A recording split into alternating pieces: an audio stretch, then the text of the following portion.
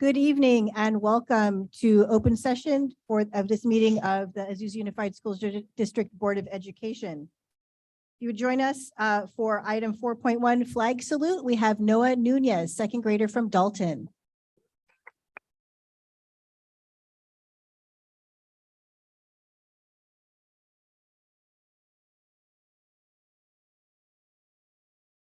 Hi, my name is Noah and I am in second grade from Dalton. Please stand. Put your right hand over your heart. Ready? Begin. I pledge allegiance to the flag of the United States of America and to the republic for which it stands, one nation, under God, indivisible, liberty and justice for all. Thank you, Noah. Thank you. Let's give Noah a big round of applause.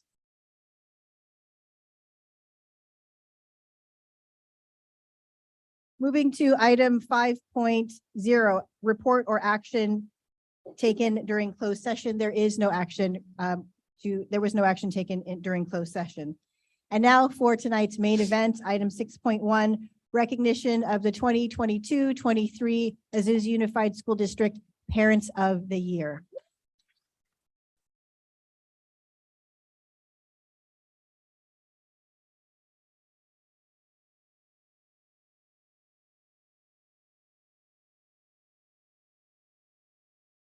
Good evening, Dr. Bowe, Board of Education, Cabinet, and attendees.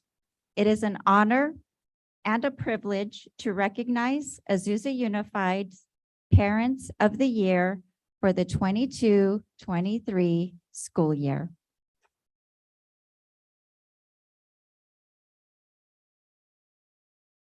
The commitment, dedication, and effort of these individuals embody the spirit of what it really means to be the change that you wish to see in the world. Their selflessness and actions raise the level of service Azusa Unified is able to provide to students in our community.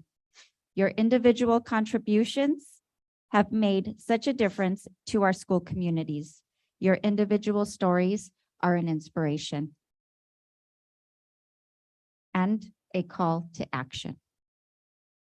You have taken the concept of giving back to the highest level. Our schools and classrooms are better today than yesterday because of you.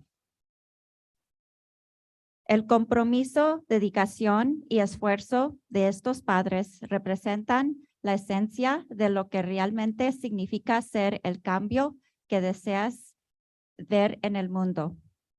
Tu interés y acciones elevan el nivel de servicio que el distrito de Azusa es capaz de brindar a los estudiantes de nuestra comunidad. Cada una de sus contribuciones han hecho una gran diferencia en nuestras comunidades escolares. Sus historias individuales son una inspiración y un llamado a la acción.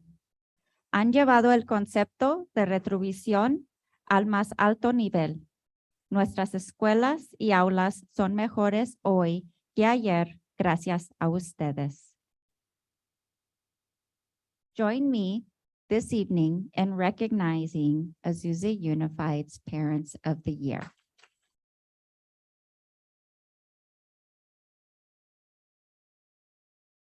We will begin by introducing the Principal and Parent of the Year from Dalton Elementary School, Ms. Laura Clark.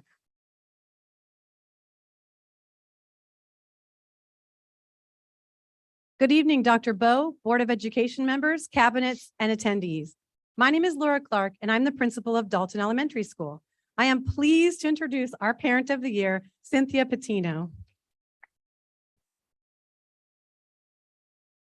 She has been an amazing classroom volunteer and so much more. Cynthia is a proud parent of 7 and is actively involved in their lives. One of her children was diagnosed with autism, which inspired her to earn multiple degrees, including child development, early child development, and behavioral and social sciences. She wanted to learn as much as she could to support his needs. Currently, she is almost finished with a degree in sociology and social work and is a top student. Her college professor shared that she has been helping fellow students who are struggling including providing food assistance. She is involved in various parenting groups, trainings, and organizations to grow as a person and as a parent. She volunteers as a coach with Autism Spectrum Athletics and as a member of Dalton's PTA. Speaking of Dalton's PTA, Cynthia has contributed so much to make Dalton a better community for everyone. She has raised much needed funds by gathering sponsorships for PTA events. She has single-handedly raised over $1,000 this school year alone. Cynthia volunteers at our special events and has even recruited the police and fire department to join us through volunteering and helicopter flybys. Throughout all of this, she juggles taking care of her children, navigating her son's many therapies and appointments, and being a part-time caregiver for her granddaughter. She is a superwoman. I truly don't know how she manages all of this and always has a smile on her face and a great attitude. Cynthia provides significant leadership and inspiration to our staff, students, and families. We are so grateful that she is part of our Dalton community. Cynthia, we truly appreciate all you do. Congratulations, this honor is so well deserved.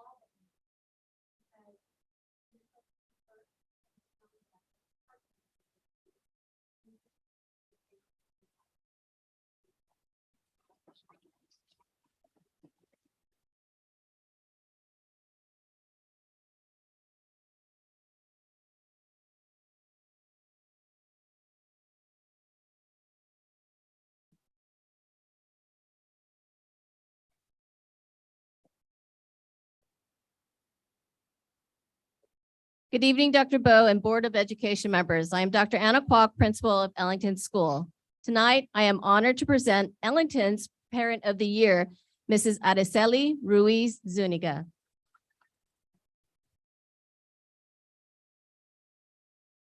Araceli was born and raised in Los Angeles, California. She is the oldest sibling out of 8 children. And since Araceli was the oldest, she had to help raise her 7 brothers. Family always comes first for her. Araceli and her family moved to Azusa, California in 2012. Her 2 boys, Nathan, currently in 8th grade, and Christian, currently in 2nd grade, have attended Ellington School since kindergarten.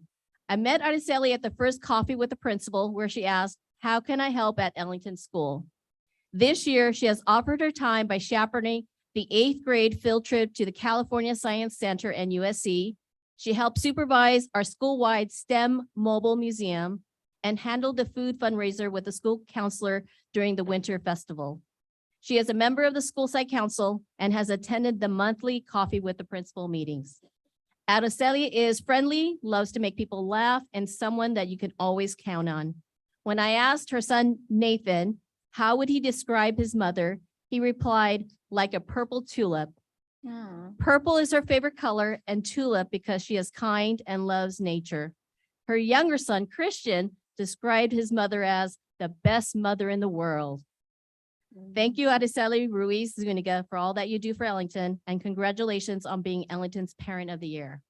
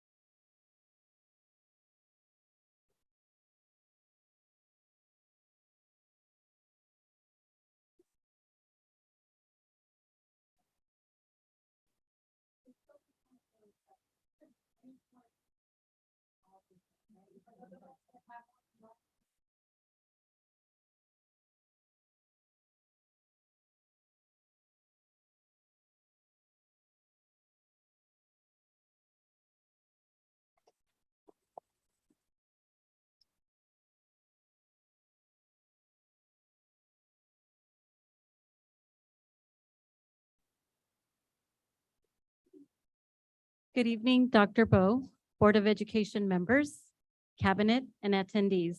My name is Jeanette Flores, and I am the proud principal of Hodge Elementary. It is with great honor that I introduce to you Hodge Elementary's Parent of the Year, Dulce Barron. Accompanying Dulce tonight are her husband, Marcelino, and two children, Aaliyah and Noah, who are both students at Hodge. Go Cougars! Dulce attended Hodge Elementary when she was a little girl herself. Since then, she has lived in the community, and now her two children attend Hodge. She expressed having fallen in love with our school and community back when she was a little girl. When asked why she volunteers so much at Hodge, she answered, "I do it for my children because I want to be a part of their life and their education." On our volunteer days, Dulce can be found single-handedly manning the copy machine or the laminating machine. She is the first to volunteer when it comes to a creative project and will volunteer in the classroom when needed. Dulce shares herself and her talents with the entire school when volunteering on campus. She goes where she is needed and does it with a smile. If she's not already at Hodge, she's only a phone call away. When Dulce is not volunteering at Hodge, she can be found taking Noah to mariachi, basketball or football, or driving Aaliyah to softball practice or to the Scouts, where she also volunteers with the troops. Her smile and positive attitude precede her everywhere she goes. We at Hodge are happy to have Dulce as one of our parent volunteers. We hope to strengthen our relationship with her and hold on to her positive attitude and willingness to volunteer for many years. I am very proud to recognize Dulce Barron as Hodge Elementary's Parent of the Year for her hard work and dedication to Aaliyah and Noah, and for her involvement at Hodge Elementary. Thank you.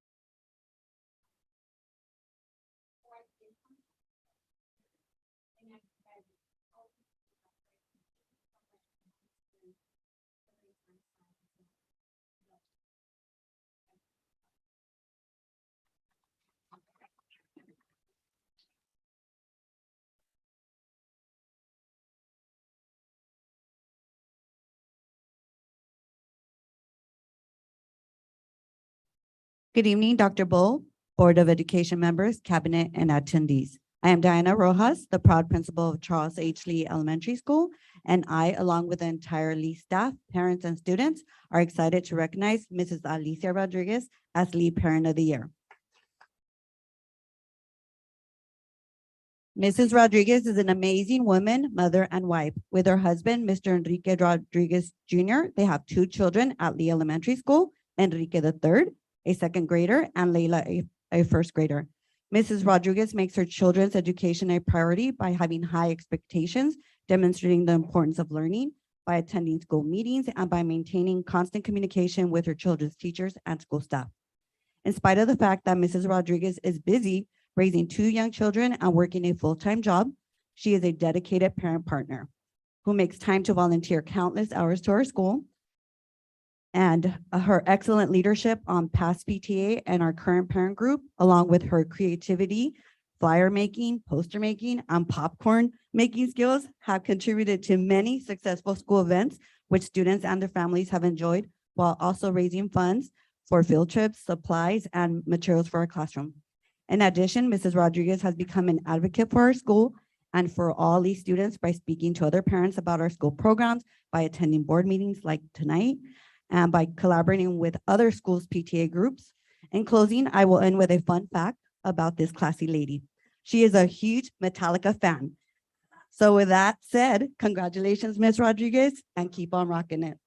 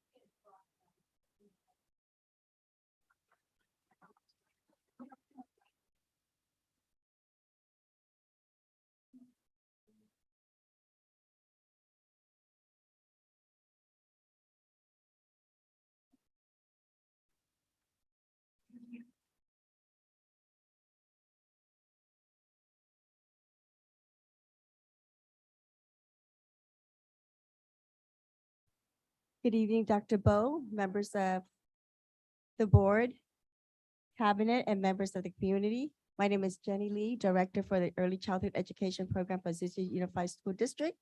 It is a pleasure for me to represent the Longfellow School community in recognizing and celebrating the school's Parent of the Year, Miss Genesis Lee.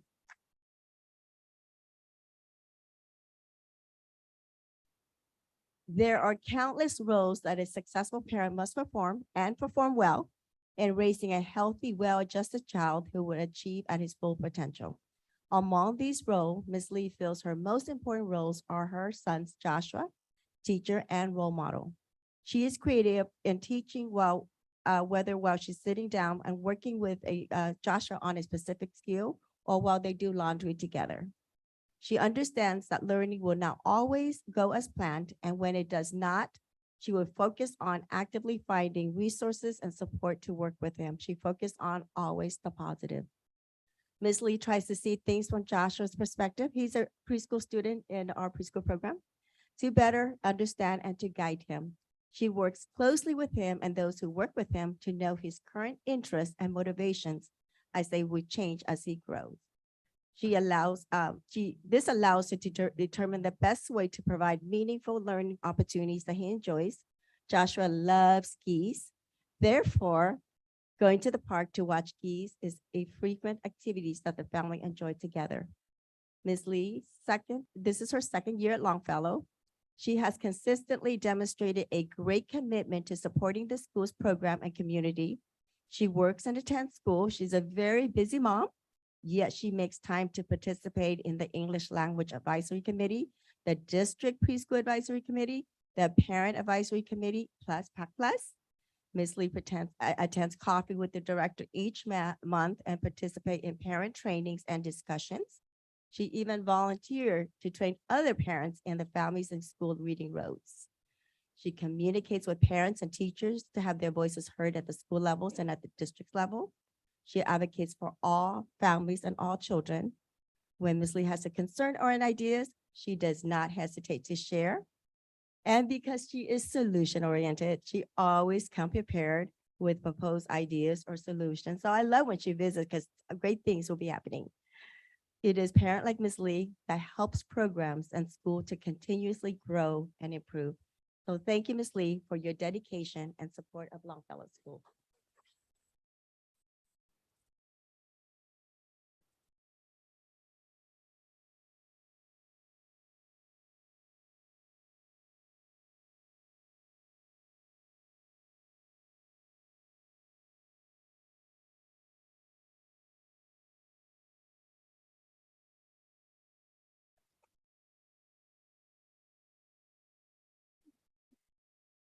Good evening, Dr. Bo, Board of Education members, cabinet, and attendees.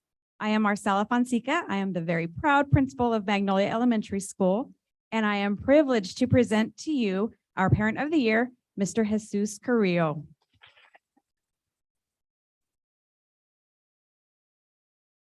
Jesus is accompanied tonight by his proud wife, Kristen, and his two precious daughters, one of whom attends kindergarten at our school.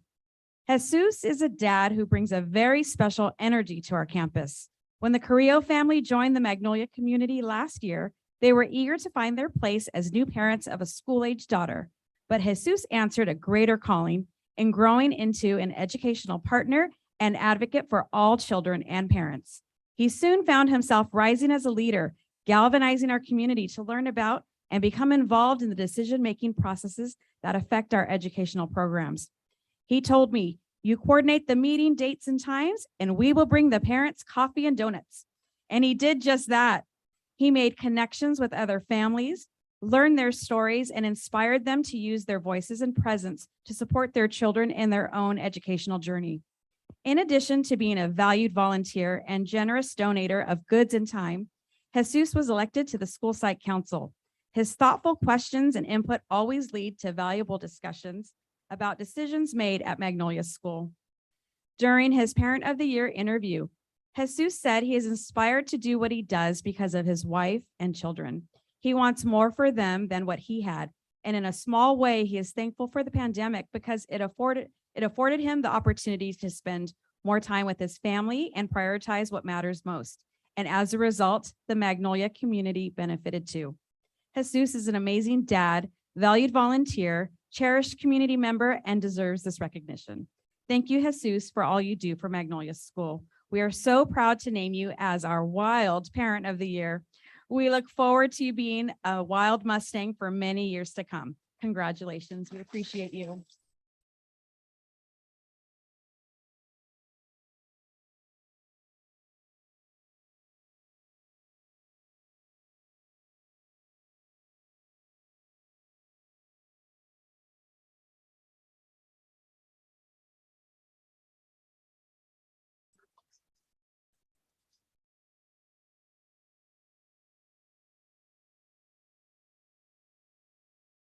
Buenas noches, doctora Bow, miembros de la mesa directiva, gabinete y asistentes.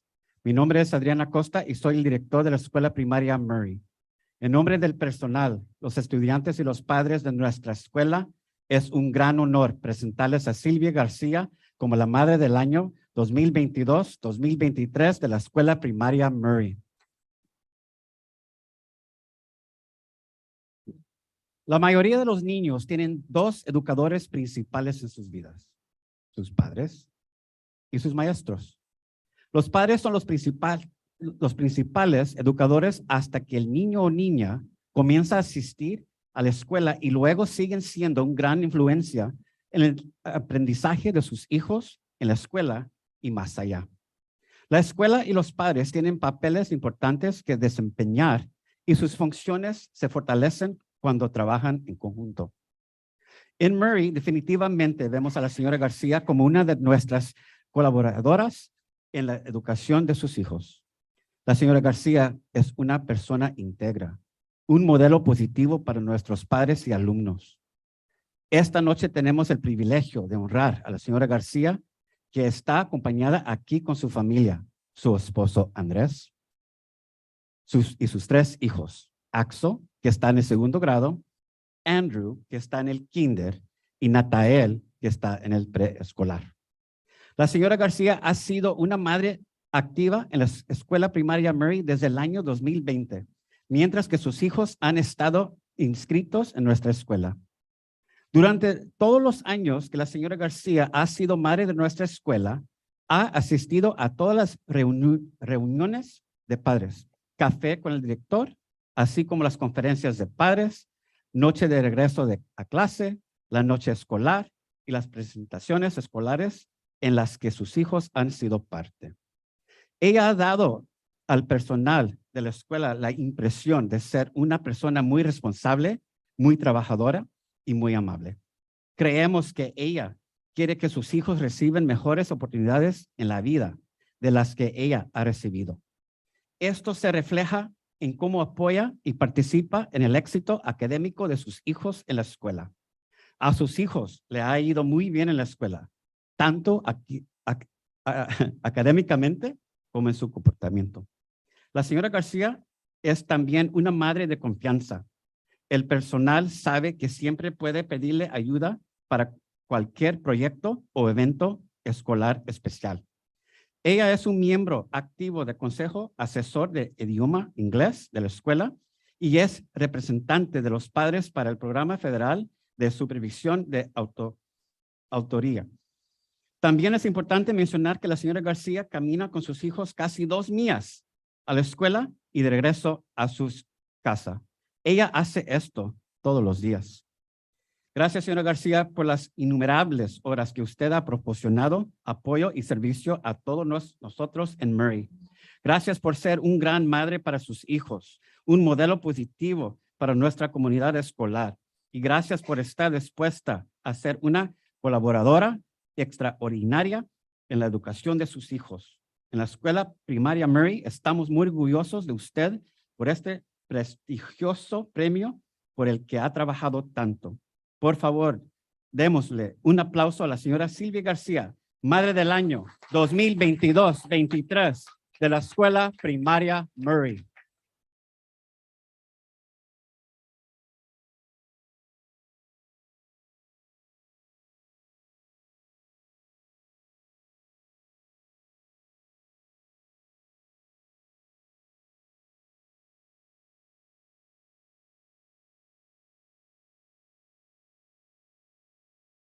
Good evening, Dr. Bo, Board of Education members, cabinet, and attendees. My name is Antonio Flores, and I'm the proud principal of Paramount Elementary.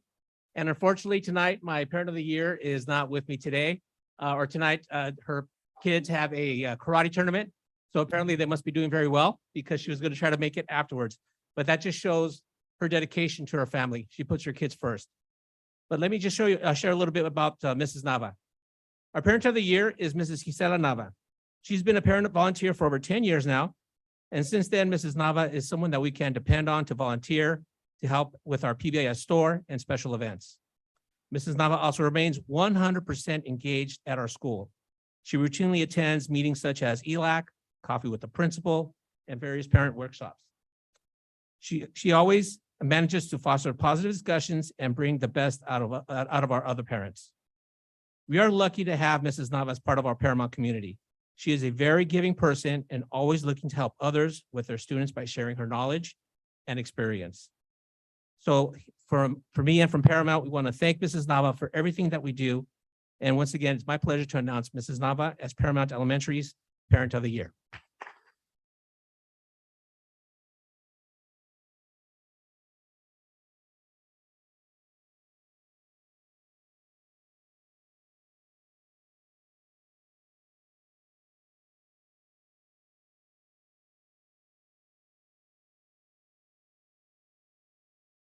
Good evening, Dr. Bo, Board of Education members, cabinet, and attendees. My name is Jenny Weeby, and I am the proud principal of Powell Elementary. It is my honor and privilege to introduce to you Powell School's Parent of the Year, Mrs. Erica Salinas.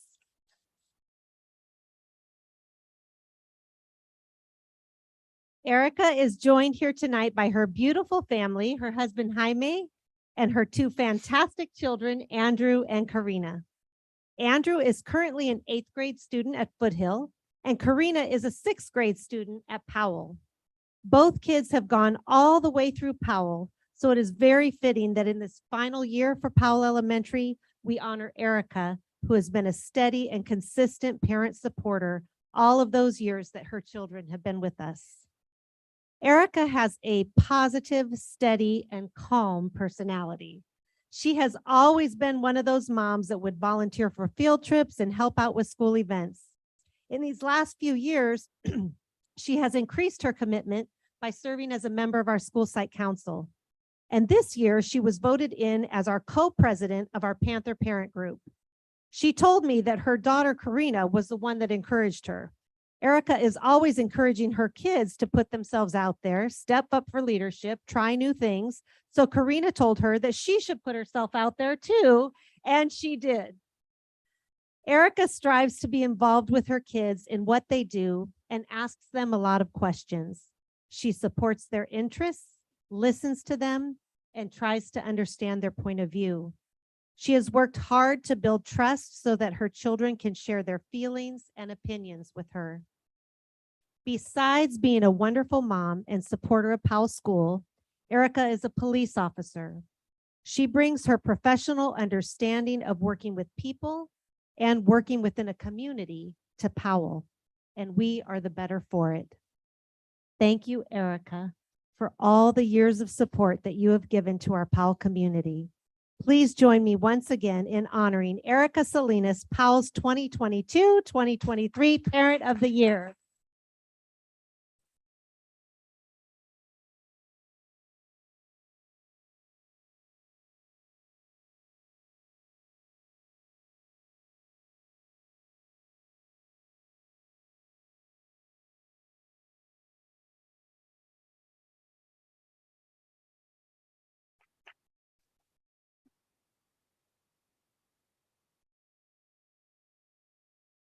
Good evening, Dr. Bo, Board of Education members, cabinet, and attendees. My name is Horacio Trejo, and I am the proud principal of Valleydale. It is my pleasure and honor to present our Parent of the Year, Jody Gonzalez.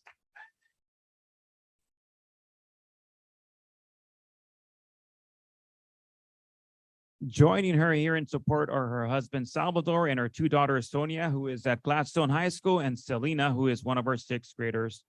Miss Jody has not only been a dedicated and loving parent to her own children, but also a valued member of our school community as a staff member and PTO super volunteer. She has given countless hours of her time to ensure the safety and well-being of all students during lunch and after school hours. She is an advocate not only for her children, but ours. When she sees a need or handles a student with a social emotional issue, she will take them under her wing as a helper at lunch, or she will come to me for advice or with a suggestion. She is the voice for those still learning to use theirs. Miss Jody has been a driving force behind many of our successful PTO events and fundraisers, which have benefited not only her kids, but also the entire school community. She has taken on these responsibilities while balancing the demands of family life, and she has always done so with a strong work ethic and with such a positive way of doing things that we just don't want you to ever go, Miss Jody, like ever. Your girls are blessed to have you as their mom and champion. I love hearing during your interview that Selena loves having you around our school. In her words, thanks to you, she is famous at Valleydale. I loved hearing about the reading that goes on at home and you doing what it takes to help your girls in whatever form is needed. Your dedication and commitment to your family and to our school is truly inspiring, and you are a shining example of what it means to be a truly engaged and supportive parent.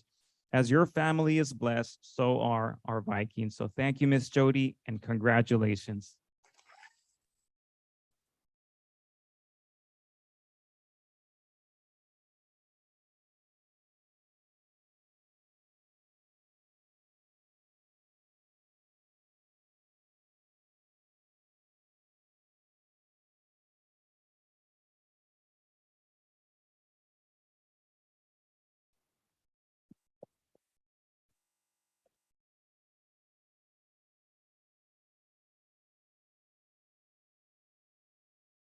Good evening, Dr. Bo, Board of Education members, cabinet, and attendees.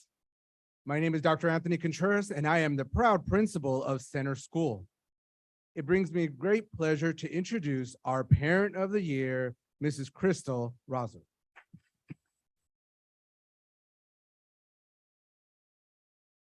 Ms. Razo is joined today by her daughter, Aaliyah, our ASB president, and her son, Miguel, who attends Powell.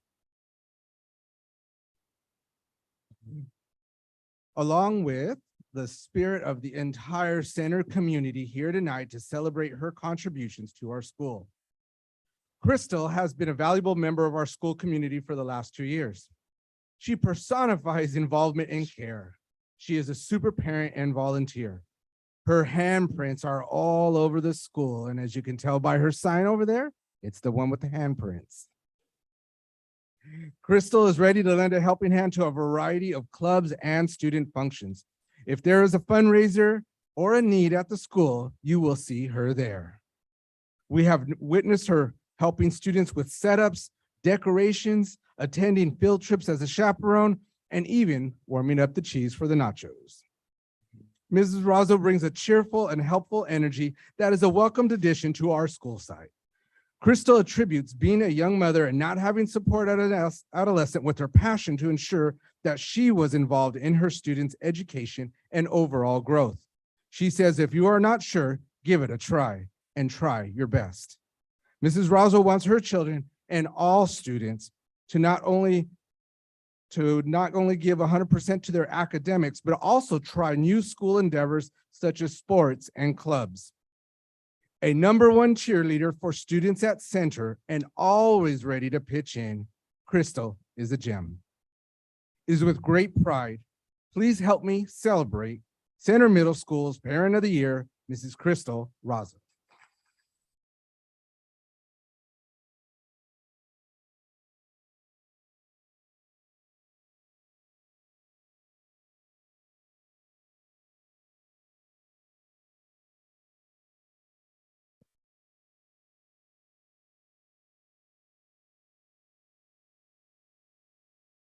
Good evening, Dr. Bo and Board of Education members. I'm Miss Fieri, and I couldn't be prouder than to be here with Miss Rocio Garduna and her family as we celebrate Foothills Parent of the Year.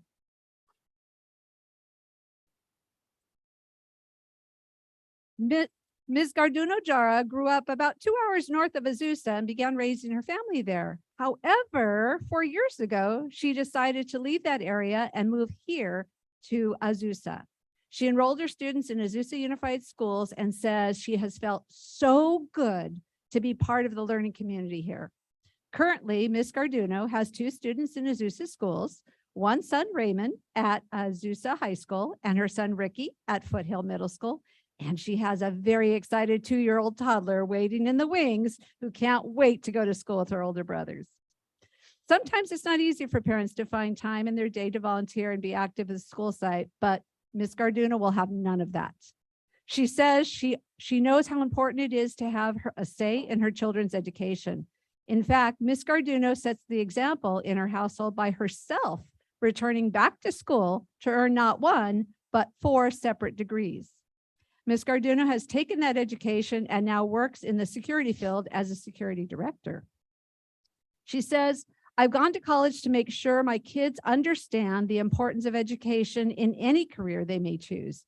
And she adds, I came from a household where Spanish was only spoken, and my parents found it very difficult to help her through her educational journey. So she wanted to make sure she did everything possible for her kids not to have that as an issue. And she demonstrates that by her commitment in serving Foothill as part of our school site council and our DLAC committee. We have been blessed to have such a wonderful parent demonstrate to us that involvement is important and staying active in our children's future is a priority. And so for these reasons and so many more, we thank you, Ms. Garduno, for your generosity in helping Foothill Middle School do the best for our students.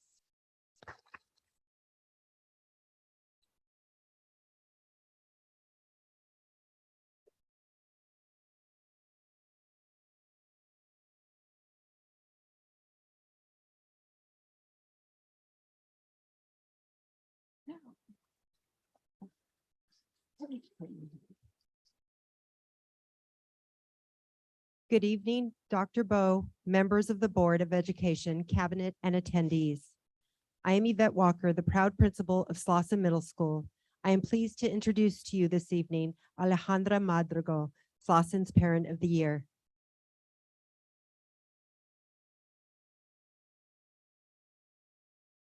As a proud parent of a 7th grader at Slauson Middle School and a 4th grader at Hodge, both her daughter's education is important, but it doesn't end there. She also supports our school in many ways. Here are a few of the ways. She attends our committees, our fundraisers, and being actively involved in not only her daughter's learning, but all student learning. In addition to being a mother, Alejandra currently works as our temporary community liaison and also the permanent community liaison at Hodge, where she is also able to help both front office. At Valleydale. Alejandra is very busy. Alejandra has supported with many events at Slauson, and to name just a few, she has supported with additional activities such as school registration, back to school night, our school website, translations, organizing and planning parent meetings, and phone calls as needed. Alejandra is a dedicated individual who is enthusiastic about working in a school environment and supporting our students and staff in any way possible. She prides herself on her connections with people and is very organized in everything that she does. She demonstrates genuine concern for students and parents and treats everyone with a first-class service. Alejandra's excellent communicative and bilingual skills have helped her build rapport with our community. Her creative knowledge of technology, writing in both English and Spanish, is invaluable. When necessary, Alejandra uses her creative skills to also create flyers and invitation, keeping parents informed of events taking place at Slauson. It is always a pleasure to be around Alejandra. Her friendly demeanor makes it easy for parents and students to approach her. Please join me in recognizing and congratulating Alejandra as Slausen's 2023 Parent of the Year.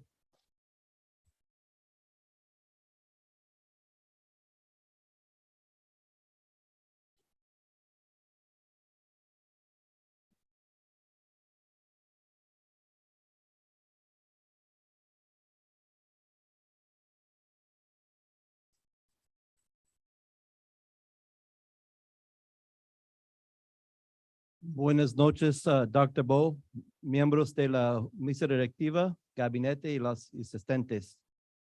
Mi nombre es señor Fernández, el director de la Azusa High School.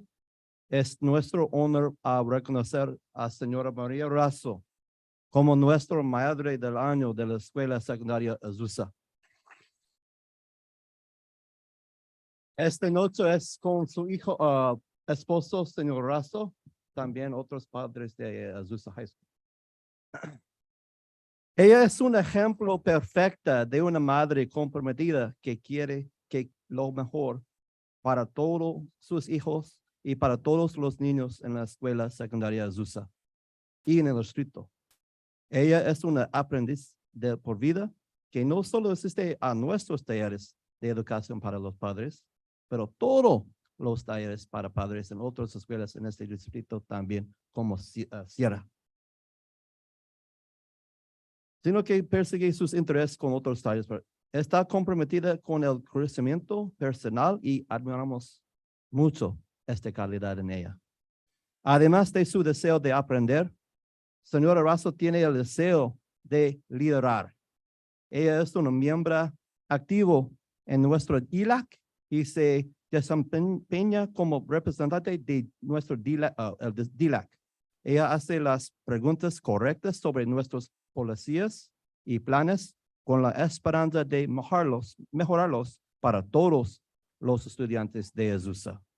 También alienta a otros padres a encontrar sus voces y comprometerse a mejorar a Azusa.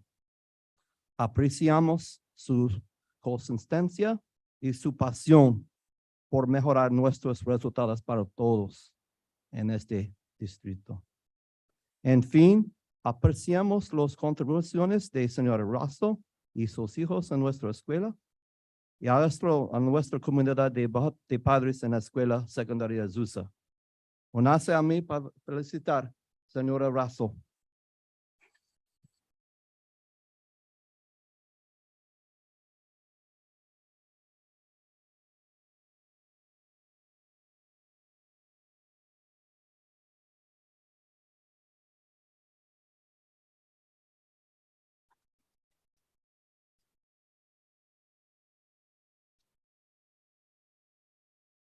Good evening, Dr. Bo, Board of Education members, cabinet, and attendees. My name is Kent Stout, and I'm the principal at Sierra High School. It is my pleasure to introduce our Parent of the Year, Anna Phoebe Beltran. This is actually the second time I have the opportunity to share how amazing Anna Phoebe is as a parent in our district. Back in 2018, she was actually Gladstone Street's Parent of the Year when I was principal there.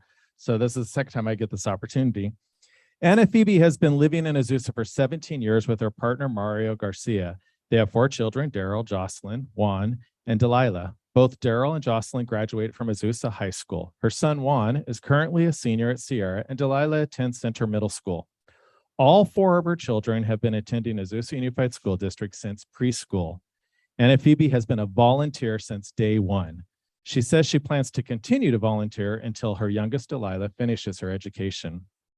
As a Sierra parent for the past 2 years, she has volunteered in many different capacities. She has been on multiple committees. She has been our DLAC representative on ELAC, on WASC, Parent Roundtable, School Site Council, and volunteered for our senior women's tea event.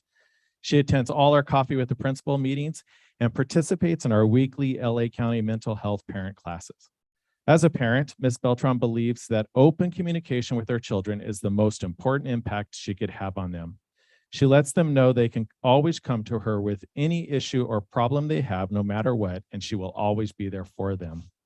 Anna Phoebe, tonight we celebrate you not only as a positive parent impacting your own children's lives, but also the lives of the students attending Sierra. Congratulations on being Sierra High School Parent of the Year.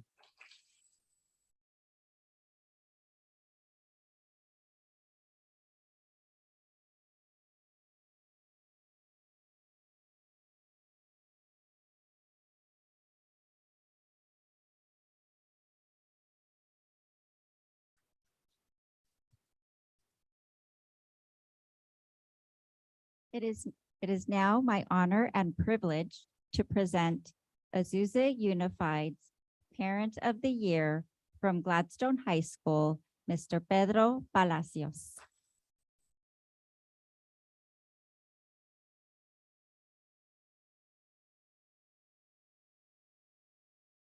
They make a great team. Good evening, Dr. Bo, board members, cabinet, and attendees. My name is Sam Perdomo, and I am the proud principal of Gladstone High School. It gives me great pleasure to again present Mr. Pedro Palacios as Gladstone's Parent of the Year and the Azusa Unified School District's Parent of the Year.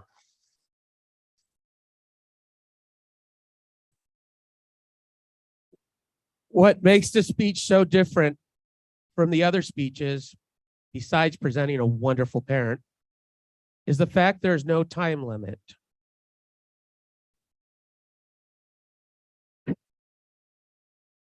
So, Ms. Kramer, turn off your timer.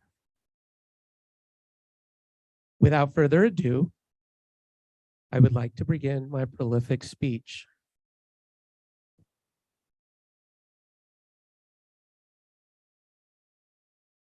Ms. Camacho, if I hit 20 minutes, please stop me.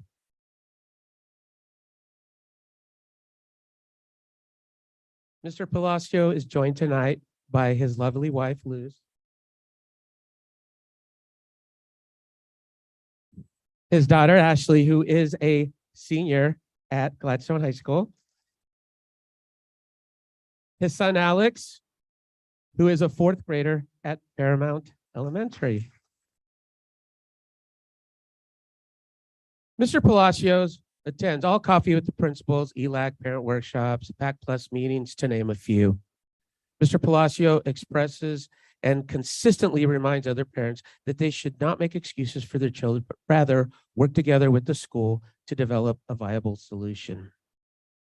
Moreover, with respect to Mr. Palacio being involved in his children's education, Mr. Palacio feels that he must always be involved with his children's studies.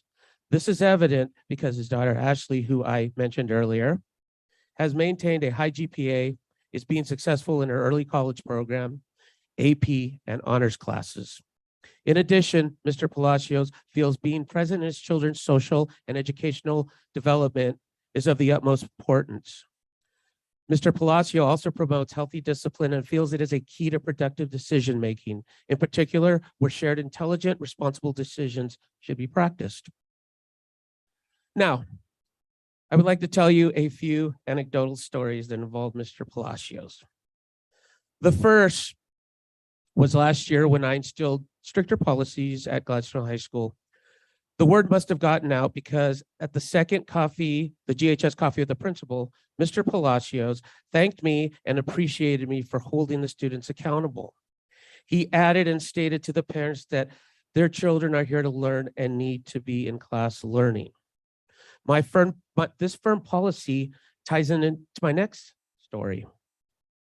That is, when it was time to tell Mr. Palacio he was Gladstone High School's Parent of the Year, I had my community liaison call him to make an appointment. So, Mr. Palacios asked Miss, oh, can you believe that? By the way, it's all blank right there. Ugh, good thing there's no time limit. Darn it. Okay, where was I? Oh yeah, Mr. Palacios asked Miss Marlene, he said, "What is this about?" And she said, "I don't know." And he became really nervous and he said, can you please come to the meeting with me? And I was thinking, why is he so afraid of me? She's all, I don't know, he's afraid of you. And I said, I can't imagine why. Anyway, I think one of the last stories that I like is that I was walking out of the district office just this past, just right before Christmas, and I saw a bunch of parents, adults, Christmas caroling around the district. And who did I see right there? Right there leading the charge was Mr. Palacios. And I thought to myself, this is such Parent of the Year material. And here we are with Mr. Palacios. So finally, at the District Parent of the Year interviews, Mr. Palacios stated something very profound, and it took me aback. It took the panel aback. And what he said was that our children are on loan to us, and they eventually leave to do their thing. Therefore, it is up to the parents to make them as successful as possible and guide them in the right direction. And that is so true. GHS is so lucky to have Mr. Pedro Palacios as a contributing parent, and we are so lucky to have him at GHS. Congratulations, Mr. Palacios.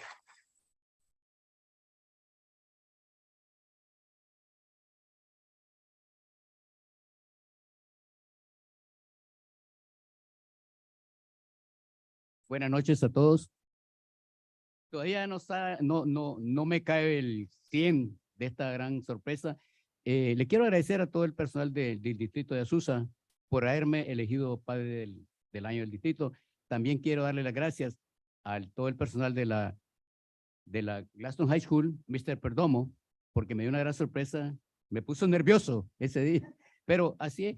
Pero gracias a Dios, pues esto es a base del trabajo que hemos venido realizando. Quiero felicitar también a mis hijos, que son por ellos, es que yo me he involucrado en todos los programas de la escuela y el distrito. A mi esposa, porque ha sido la que me da la pausa para seguir y es la que me ha dado todo el apoyo.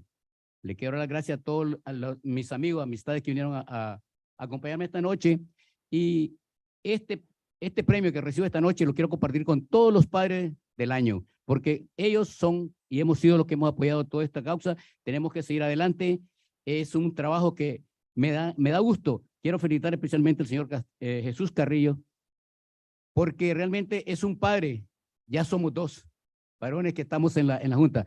Pero vamos adelante. Yo siempre estoy incentivando a todos los padres, madres, vámonos, vamos a la Junta, porque es importante saber, porque de aquí uno tiene, lo hace uno por el apoyo de sus hijos, por darle qué es lo que viene. Yo me siento orgulloso porque mi hija Ashley este año sale de la high school. Me siento súper feliz, contento, pero no para ahí mi trabajo, porque tengo un niño que está apenas comenzando, está en la Paramount, y vamos adelante. Yo le doy las gracias infinitamente al Señor porque me ha dado este premio, este gran reconocimiento. Les agradezco mucho. Mil bendiciones.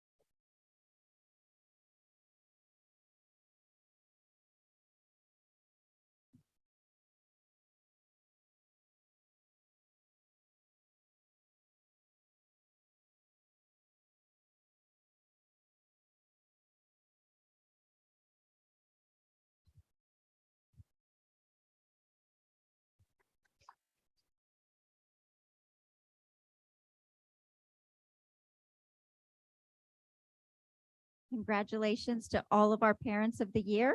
And now I would like to turn it back over to Dr. Bo. Thank you so much, Ms. Camacho. Let's have another big round of applause for all of our parents. Thank you so much.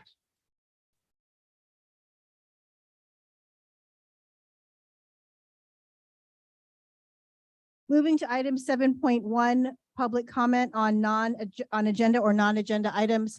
Hope, do we have any? Can we say Dr. something? Can we say something to the parents? Yes. Okay, so I'd like to congratulate all the parents that received an award today. And also, you know, for giving up your time, because I know sometimes you spend hours at some of the schools. Sometimes I thought some of the parents were employees, but they were not, because they spent all day working there and helping in the office or helping in the grounds or with the children. So I really appreciate you spending your time at the school sites with the children. Pero el señor Palacio, I just oí que nomás tiene 2 hijos, right? Yo pensaba que tenía muchos hijos porque lo miro todos los lugares, al parque, la escuela, y no oí que él está yendo a la escuela en el día, al adult school, para aprender inglés. Right, Mr. Palacio? ¿Dónde está? No lo mire. ¿Sí? Yeah. Y todo el tiempo lo estoy mirando a ese señor. Muchas gracias. Thank you, everyone.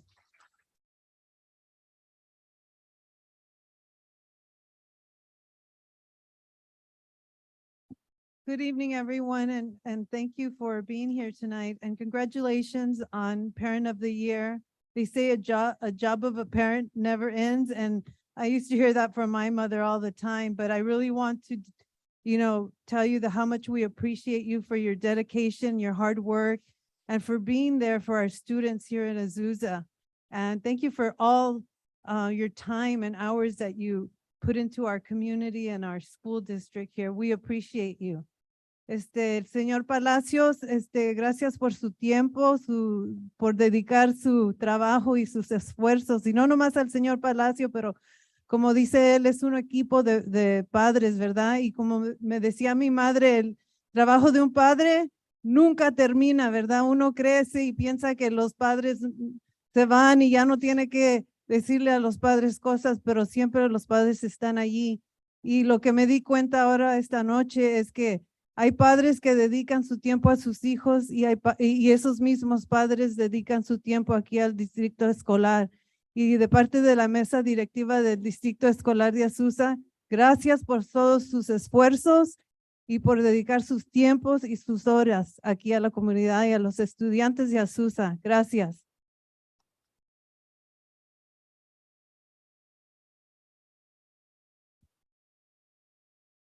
AUSD is lucky to have all of you guys here.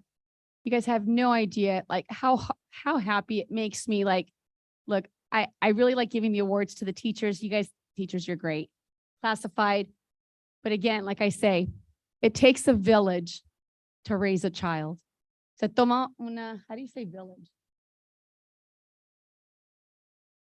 Comunidad. Se toma una comunidad para lidiar a un niño, ¿verdad? Y le doy gracias a todos los padres, aunque no fueron nominados, a los grandparents, a los abuelitos, a las tías, right? It takes a village. And back in the day, we started off together as parents. Sometimes you'll see parents come in, volunteer for, I was one of those parents that was at the school all the time, giving my time. And I learned so much and how to be a better parent and better teacher to my child. And just want to let you guys know, we're an Azusa Unified School District family. So thank you, family.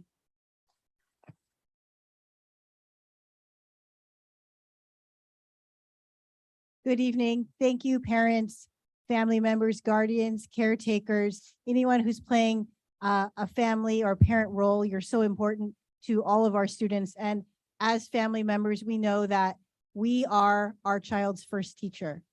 And so in partnership with you, we recognize your daily effort from the moment you wake up to the moment you go to sleep. And even during your sleep, I know that you're thinking about your children, you're working hard, and we see you, we hear you. And today is just one small way of celebrating you and recognizing your daily effort. So on behalf of the board, the governing board of the Azusa Unified School District and all of our staff, we celebrate you today. Thank you so much.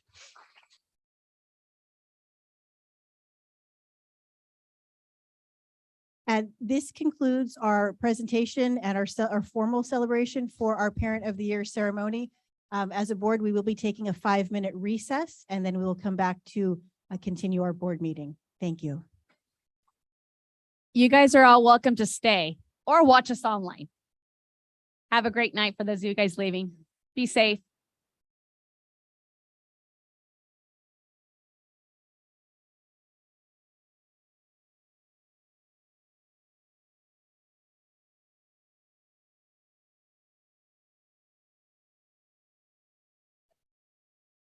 Oh, that's okay. No, that's all right. No, wait, yeah, yeah, I know, like, next. No, no problem. I just want to. No, don't worry. It's all good. I know you, that's why I have all these notes because I'll forget.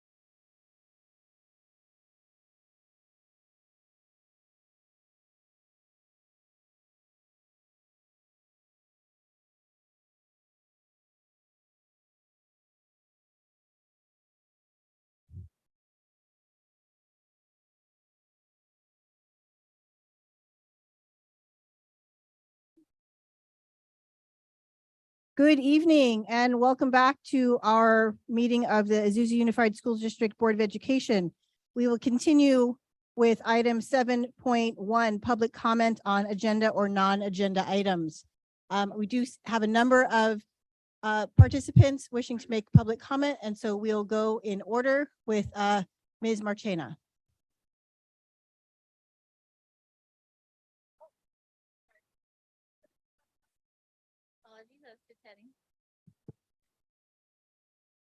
And Ms. Marchena, you have 3 minutes. Testing 1, 2. Okay. Thank you. Good evening, Dr. Bo and Board of Education members, cabinet, and attendees. My name is Viridiana Marchena, and I am currently the itinerant music teacher at Center Middle School and 3 elementary schools here in the district.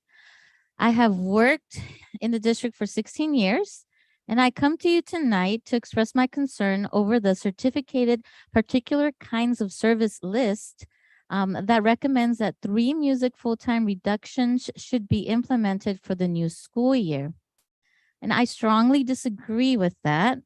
By eliminating these particular kinds of services, you will be essentially shrinking the district's music programs. Some people have been saying cutting. We're not cutting our music programs because they're still going to be offered, but they will shrink instead of grow. With the new reorganization of our school district, our vision should be for the expansion, not elimination of the music programs. The new high school should have a minimum of 2 full-time non-itinerant positions, and the new middle school as well should have a minimum of 2 full-time non-itinerant teachers. And with the reduction, that leaves 1 position to cover all the remaining elementary schools, grades 4 and 5. We currently offer general music, band, marching band, jazz band, choir, orchestra, mariachi, piano, and guitar. And unfortunately, we're not offering the full spectrum of what we could with those classes because we don't have 3 levels for each subject. We don't have beginners, followed by intermediate, followed by advanced. So we're not giving our students that opportunity to move forward in those programs, in those classes. Excuse me. By reducing 3 music positions, I lost my place. We should be offering 3 levels of each class. By reducing 3 music positions, it will prevent the district to have the possibility of offering everything we currently offer plus more. Our vision is expansion, opportunities, growth, giving our students choices within the music program.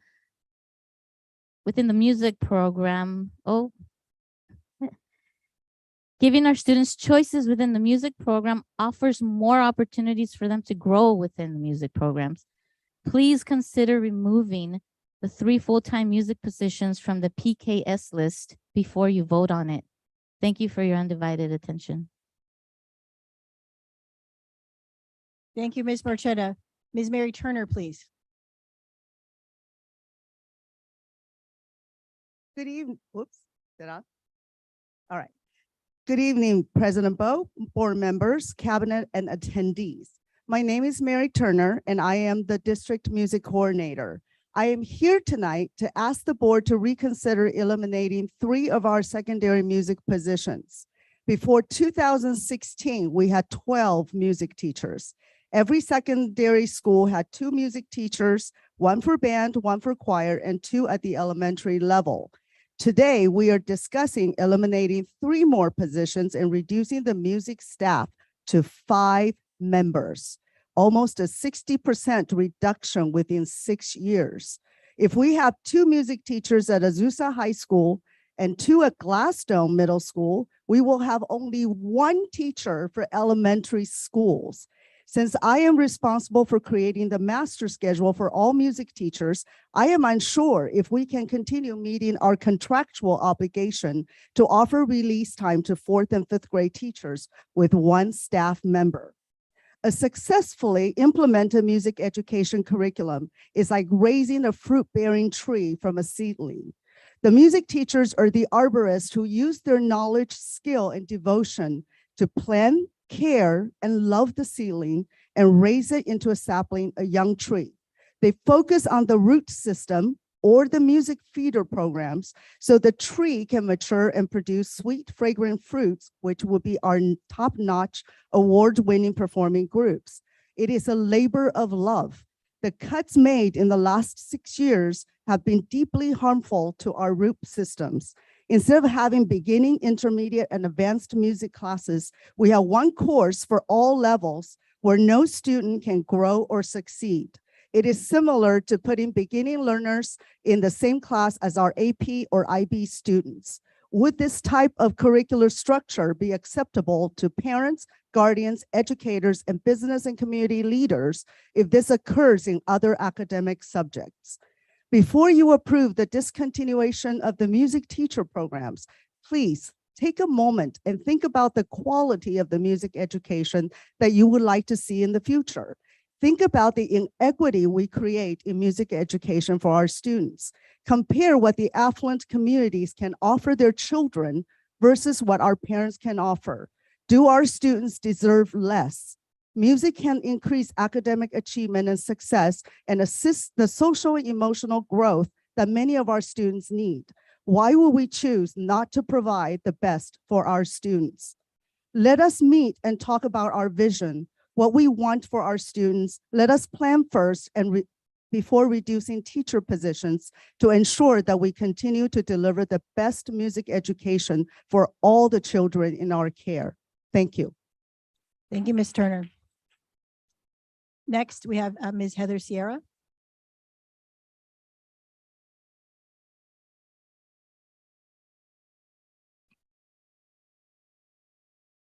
Good evening, Dr. Bo and Board of Education members. My name is Heather Sierra, and I attended Azusa High School and graduated in 1994. Azusa High School has been my place of employment for the past 14 years. As a parent and an employee serving in this community, I cannot stress the importance of a PE aide on both campuses, regardless of the student's age. Currently, with this merge of Azusa High School, they will be eliminating 2 very needed positions, my position. In my current role as a PE aide at Azusa High, I have impacted and mentored so many young girls. I have provided much needed oversight and helped maintain the school's property and gymnasium. The need for this position will still exist at the middle school level as they merge 3 middle schools into one, Gladstone Middle School. Taking over the existing high school allows for more students at a bigger facility. The facility will require the same amount of maintenance and oversight. The safety and security of these young boys and girls will be required. Maintaining the school property grounds will still be required.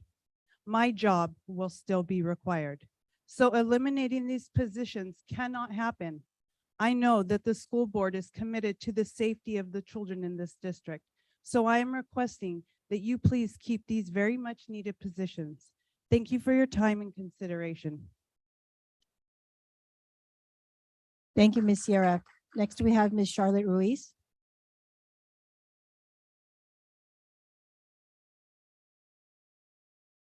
Hola, buenas noches. Mi nombre es Charlotte Ruiz. I feel like the orchestra and mariachi should have younger kids in their groups. I want to play the cello and violin like my sister Emily. I would also like to have a choir in all the elementary schools. Thank you. Adios. Thank you, Charlotte. Next, we have Mr. Philip Villa.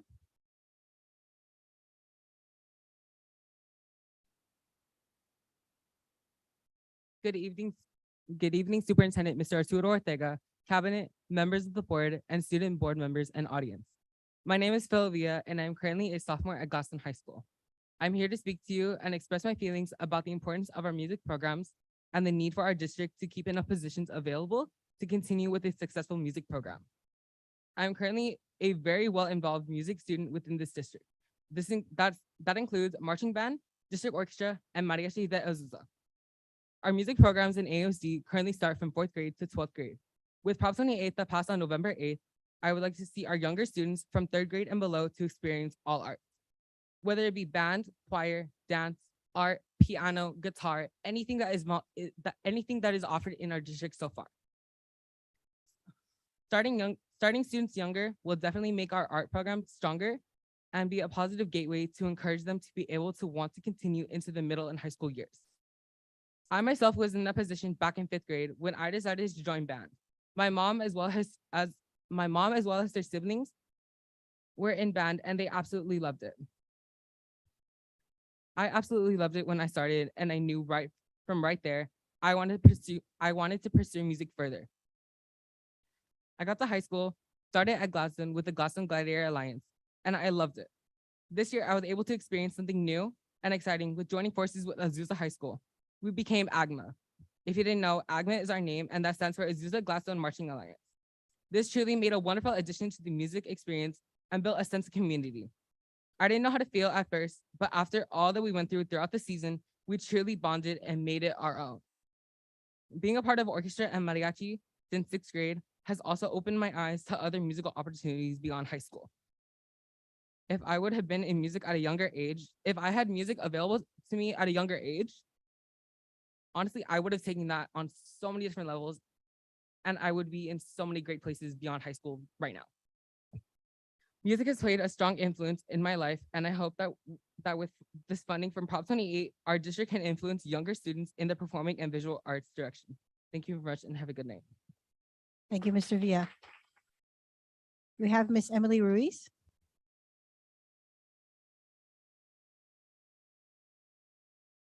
Good evening, Board, President Bo, Mr. Ortega, and Cabinet. I'm a junior at Azusa High School, and I love my community and school district. In 3rd grade, I joined the mariachi group in our district, and the following year, I joined the orchestra group in our district. When I compare the growth of orchestra and mariachi, it's sad because I see mariachi growing and thriving because Mr. Rios, an amazing teacher, is supported with 2 additional instructors, as it should be, and we're very grateful for that. But with orchestra, Ms. Turner has absolutely no support, meaning she has to teach 3 different orchestra classes in 3 different levels all by herself. And on top of that, she teaches the choir and piano classes in Azusa High School. As you can imagine, she is overworked, yet she still is here because she loves her students and is willing to sacrifice her time for us. When the orchestra is no longer alive, who's going to play at the Field of Glory ceremony? Who's going to play at the Azusa Leaders for Learning fundraiser every year? After this group of students graduate, the orchestra will likely be done because there's not enough students advancing. Azusa Unified will never truly have an advanced orchestra because you can't learn a violin. You can't learn how to play a violin, a cello, a viola, or bass in 4 years. I'm in my 7th year, and I still don't feel as though I have mastered the cello. Playing a string instrument is very hard, and it takes years to train your ears and your finger muscles. It makes me sad to think that I'm the only advanced cellist in the whole school district. I have been stuck in the same level though, because we're so small and we can't even break out into our truly designated level groups. I'm an IB student as well as interning with City of Hope, applying to competitive scholarships in so many clubs, and orchestra and mariachi are the only place where I can relieve my stress and feel like I'm taking care of my mental health. Elementary schoolers are already creating this hatred towards music because the only option given to them is band. There will be only 5 music teachers for this whole district and only 1 for all the elementary schools. I was so excited about the reorganization and merging of schools because I thought we were going to grow and strengthen our programs, but we're doing the exact opposite. By eliminating these music positions, you are setting up choir and orchestra to fail. Thank you for allowing me. Thank you, Ms. Ruiz. Next, we have Mr. Emmanuel Serrato.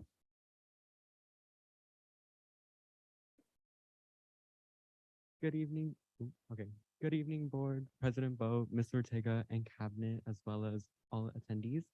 I am a 10th grader at Azusa High School, and I have been in orchestra and choir since the 6th grade.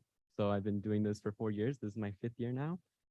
From these programs, I have found this passion and love for music that I know without it would have completely changed my direction as a student and as a person in this world. Through music, I was able to find discipline and this sort of feeling that I don't resonate with any other subject in school. And I don't know how my life would turn out without these programs because it's been so life-changing for me. And from what I've seen from this district for the 4 years I've been in these programs is that it has been reducing and shrinking. My classmates, I try so hard to make them join, to share my love for music with them, but it is just so hard with the lack of support given to not only the students, but the teachers too. And excuse me, I hope to see all the future generations of AUSD students be able to experience the love and joy of music that I do, because before joining these music programs, I had no interest in music at all until I was able to experience it myself. And yeah, I want to see in the future when I come back to visit, once I graduate, all these students that have hidden passions like how I did in elementary school, find that passion and take control of it. Thank you for listening. Thank you, Mr. Serrato. Next, we have Ms. Mayra Rico. Good evening, Dr. Bo, Cabinet, Board, Mr. Ortega, Cabinet, and attendees. My name is Mayra Rico, and I'm here today as a parent of 3 amazing AUSD students, 1 that just graduated last year and 2 that are still here. I'm here this evening supporting this amazing group of students that are so well-rounded and just love the arts. As you have heard, they all are very passionate about one of their favorite subjects, music. I'm here to echo their concerns. One of the best ways for students to express their emotions is through music. And the younger they start, the more beneficial it is for them. We have been very patient, hoping that the orchestra and choir would receive more support, but it hasn't. We don't get to go to competitions. We don't get to go play at Disneyland or Knott's Berry Farm, yet our students remain committed. We were extremely excited about the reorganization, hoping that we would finally have a strong, big orchestra and choir. This amazing group of students will soon move on to other amazing experiences.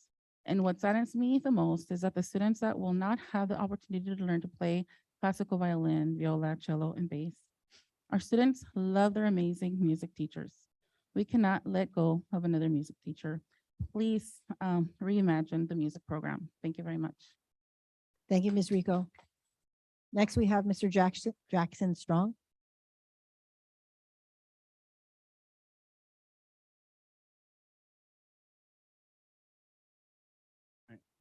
Good evening, Board. I am Jackson Strong. I'm a sophomore at Azusa High School and a piano student. I first started band back in 5th grade, and I very much enjoyed the opportunity to not only connect with my peers, but to learn about a subject that meant something more than just physical. It had a lot of meaning to me. And eventually, during middle school, due to my interest in other fields, I took a step out of band. And this year I have come back and joined piano. And it has been an amazing experience. However, due to the cuts to the teachers, I am very much concerned about the lower amount of classes that will be prepared for us, as I would very much like to not only continue in piano, but try out various different subjects if given the opportunity. it would be a great misfortune for many students like me to have to go through all of this work just to be unable to advance properly through our through our music class levels. And I appreciate your time. Thank you very much. Thank you, Mr. Strong. And we have Mr. Jason Ma.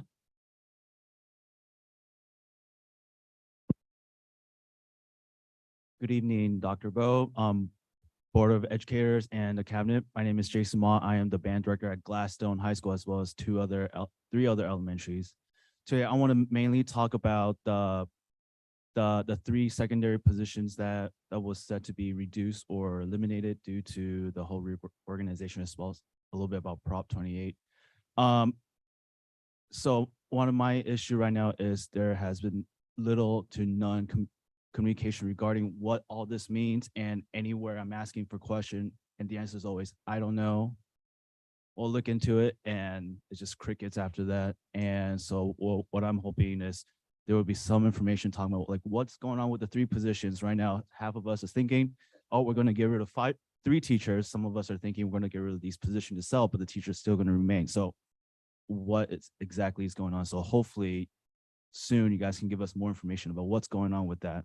But kind of I'm talking about some of the things that these teachers and students talked about is Prop 28.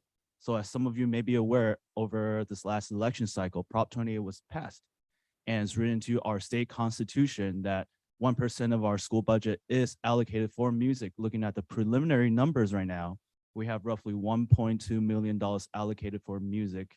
Now, this number is probably going to change next year just due to our decline enrollment, and the enrollment does reflect how much we get. But with that, 80% of that is for staffing, whether it's classified or certified, or just any coaches or speakers. That's what those monies are for. 19% is for supplies, for like, for example, for us could be for music, for arts could be for paint supplies and things like that, and 1% is for administrative work. I'm hoping that you guys will be able to consider how we're going to use this money efficiently to help grow the program, because now we're at a unique situation where we can reimagine how our arts program can look. And we have this funding from the state that can help with that. And I hope by next May, we can see the report that you have to put out regarding how we're using this money, and see the money being used in the right place to help grow the music and the arts program in this district. Thank you. Thank you, Mr. Ma. Mr. Ortega, does this conclude all of our members of the public? Or do we have anyone on Zoom that hasn't been populated on this list? Lika, anybody else on Zoom? We Or have anyone no on hands Zoom? raised on Zoom.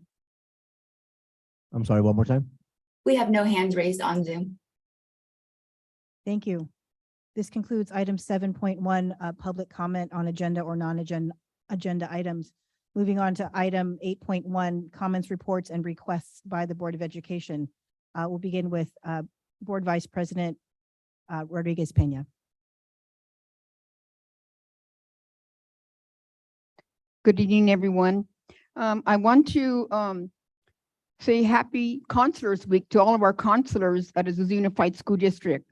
And I want to thank them for helping our students find their dreams, reach their dreams, I should say. My counselor in high school helped me see the potential that I didn't even see in myself. So a counselor is not just a counselor, just gives you classes. They wear many hats. And we really appreciate them. We really need them at our school sites. And I also wanted to say, I did go to Gladstone High School to the annual faculty art gallery. They had beautiful artwork and ceramic work from the secondary staff and art teachers. I went to Azusa High School at the Azusa 8th grade expo. There was full house, and parents and students were able to see large varieties of programs and classes offered at Azusa High School.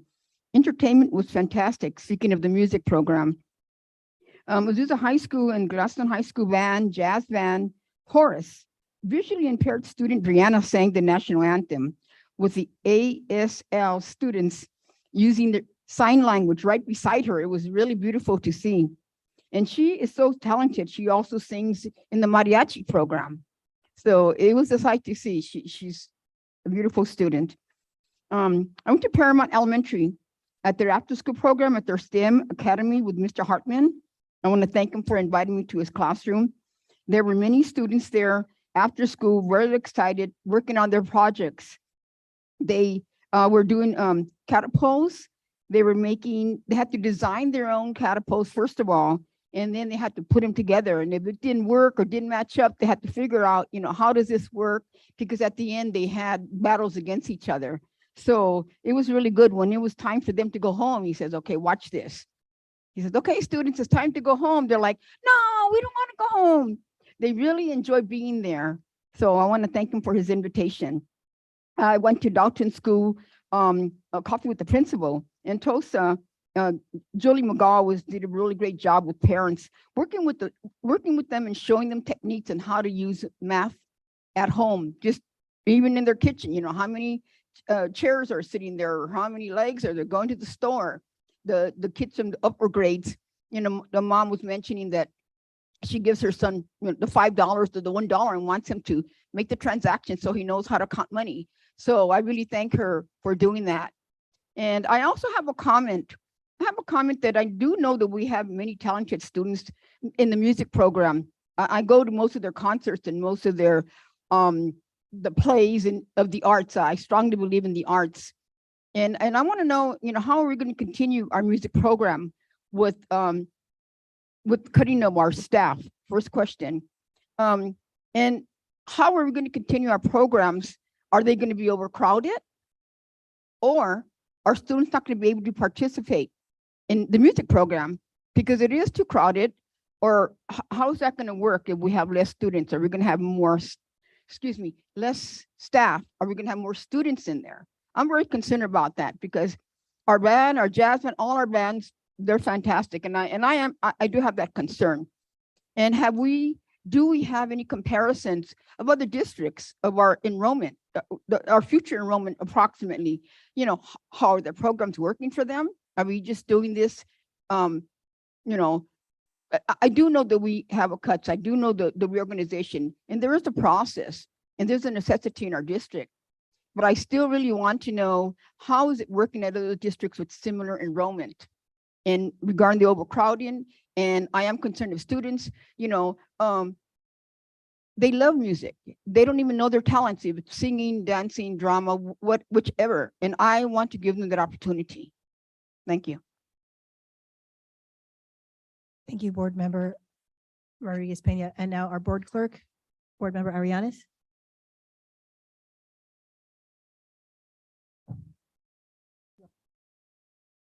Board Member Benavides, please.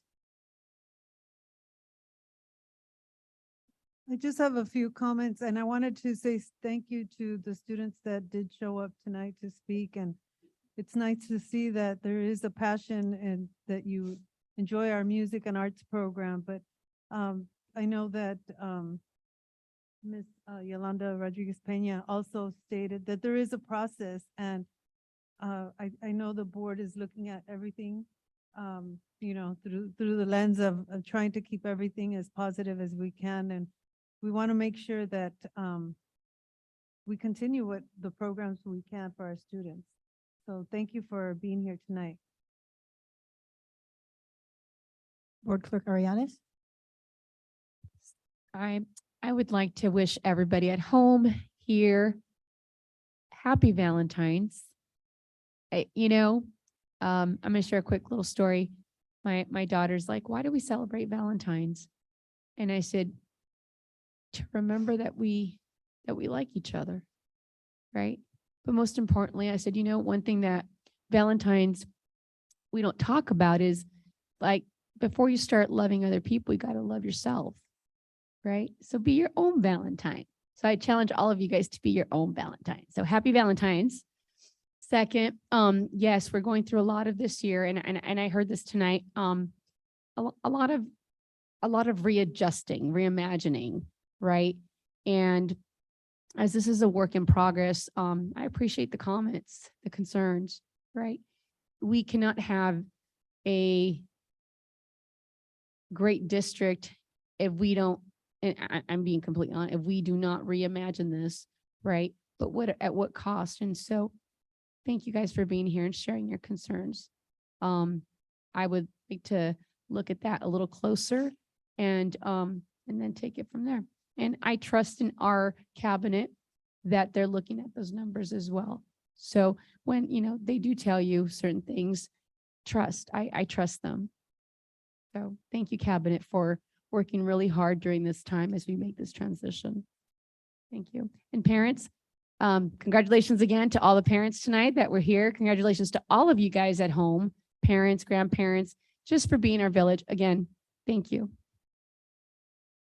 Thank you, Board Member Arianes. I too would like to echo my colleagues' sentiments around the importance of our art and music programs. My older daughter spent her first 2 years in another local district where she had music and art. And unfortunately, our school closed. So I've experienced school reorganization personally as a parent. As a parent, I continue to champion the arts and the impact that art has on math and on social emotional development. And I would encourage our district to continue to be creative and find ways to explore and expand what we have, to be able to go deeper and also to expand our art and music programs down to the lower elementary grade levels. Moving to item 9.0, comments and reports by student board members, superintendent, and cabinet. Mr. Ortega. Good evening, Dr. Bo and board members. Just a couple of things. Number one, I just want to also formally congratulate all of our parents of the year tonight. What a great example of our parents giving not only to their students, but to the community, the larger community as well. I also want to echo the happy counseling week. Want to show our gratitude to our counselors and the work that they do for our students. I want to personally say thank you to Ms. Donna Flores. Donna Flores is a special education instructional aide at Foothill Middle School, and she allowed me to shadow her for 3 hours. And so I got to spend the morning with her. And so just really grateful that she gave me the opportunity to not only get to know her better, but get to know the position better as well. And then I also want to just say thank you to the art department. I was able to go to the Gladstone High School staff art show. And if you have not had the opportunity, it is breathtaking, the pieces of work that are on display. And the only thing I can think about is just how amazing these folks that are producing this art are the same exact people that are investing and teaching our kids. And so I want to say thank you for that. Thank you. Good evening, Dr. Bo, Board of Education. I too would like to congratulate all of our parents of the year. I had the pleasure to hear from all of them, and it was so powerful and moving to hear of the selfless commitment that they have to all of our schools and how much they give to our school communities. So I want to congratulate all of them and all of the other families who provide support and volunteer and are engaged in all of our schools. I also would like to recognize our counselors this week on National Counselor Week for all of the support that they provide to our students in Azusa Unified. Thank you. Good evening. I would like to follow suit and welcome all of our counselors and congratulate them for this week. I know this is just 1 week of the entire school year, but we thank you for all you do year round. I also want to congratulate all the nominees and our district parent of the year.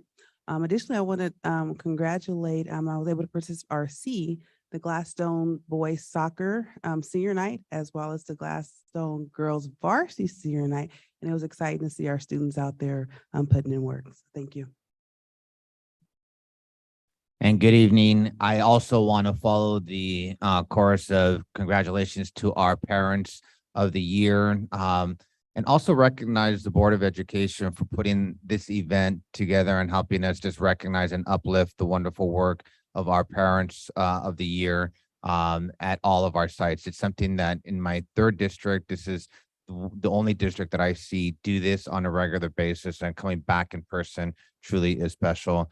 And I also want to take the opportunity to also recognize our counselors for the work that they do. In a previous life, I worked very closely with counselors and really had a chance to see that the impact that they have on individual students, really working behind the scenes and really being a champion for students, and in many cases being the kind of the motor behind so these students really getting to the finish line and doing wonderful things in life. So thank you, counselors, for the work that you do. Thank you, Cabinet. And now we'll hear from our student board members. We'll begin with Ms. Carolina Dominguez from Gladstone High School. Good evening, Board of Education. I would first like to say that I have a sore throat, so please do not mind my voice. But the Gladstone High School admin, students, and staff would like to thank Superintendent Mr. Ortega and the rest of the cabinet for coming out and supporting our soccer and basketball teams in their final varsity game at Gladstone High School. Speaking of soccer, Gladstone High School would like to congratulate our boys and girls soccer teams for qualifying in CIF playoffs. The boys played at home today against San Juancito Valley and won 1-0. They will play at Gabrielino on Thursday at 5 p.m. The girls will play at home against Academy Career Expo. If they win, their time and place will be determined by other teams' outcomes. Good luck, Gladiators. Highlights of events coming up. Wednesday the 8th from 9 a.m. to 1:30 p.m. ASB Mountain View League Symposium at Workman High School. Tuesday the 14th from 9 a.m. to 11 a.m. Parent Google Workshop number 4 will present on Portal for Parents. Thursday the 16th from 9 a.m. to 10:30 a.m. Coffee with the Principal. Tuesday the 21st from 9 a.m. to 11 a.m. Parent Google Workshop number 5 will present on Google Docs. And Tuesday the 28th from 9 a.m. to 11 a.m. Parent Google Workshop number 6 will present on Google Docs. Practical usage, writing, and formatting a letter, printing. Thank you. Do we have our other student board members here online? Daphne and Natalie? We do have Daphne online. Daphne Pineda from Sierra High School, please. Good evening, Dr. Bao, Board of Education members, Superintendent Ortega, and Cabinet. This week at Sierra, our soccer team played their 3rd soccer game and are currently undefeated. Their next match will be on the 16th at 9 in the morning at Gladstone High School. On February 9th, the leadership class will be hosting a Red Cross blood drive in the multipurpose room. Our parent group continues to meet at Fridays at 9 in the morning in the parent room. They will participate in the mental health class on the 10th and 24th. On the 17th, they will discuss the book On Mango Street, which they have been reading for a book club. Finally, the last week of February, students will be taking finals for the end of the 2nd trimester. Thank you. Thank you, Ms. Pineda. And I'll go ahead and read Natalie's report for Azusa High School. So this is from our student board member, representative from Azusa High School, Ms. Natalie de la Cruz. Azusa High School would like to congratulate Maria Raso as the AHS Parent of the Year and offers congratulations to the Azusa Unified Parent of the Year, Pedro Palacios. Azusa High School is proud of all winter sports athletes, soccer and basketball, and is looking forward to seeing the Lady Aztecs in CIF action this week. Congratulations to Coach Miranda and the team for their hard work in the Mountain View League this year. Last night, they won their first CIF game against Hawthorne High School 2-0 and will have a match against St. Mary's in Inglewood on February 8th. Azusa High is seeking participants for the Azusa Rotary 4-way speech contest. Azusa Rotary is asking high school students to write a speech that, quote, imagines the world that deserves our best, where we get up each day knowing that we can make a difference. High school students that are interested should contact their English teacher for more details. Aztecs and Gladiators are making plans for college readiness next year by either choosing the ECP or the Early College Program or the IB, the International Baccalaureate Program. We are excited about all the programs that are coming together next year. There is an early college parent meeting on February 8th at 6 p.m. in the Azusa Library for parents of 10th graders. Parents of Azusa and Gladstone 10th graders are invited to attend this very important informational meeting. Azusa High School is hosting parent technology workshops every Thursday at 9 a.m. We are excited to see parents learning about different Google applications. The courses build upon skills that parents learned in the first series of workshops. And we hope to see Natalie at our next meeting.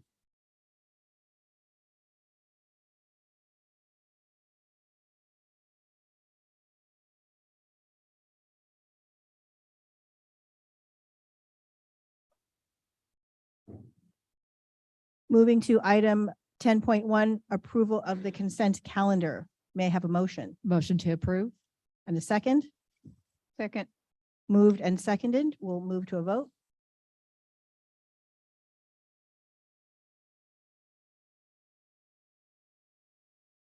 And the motion passes.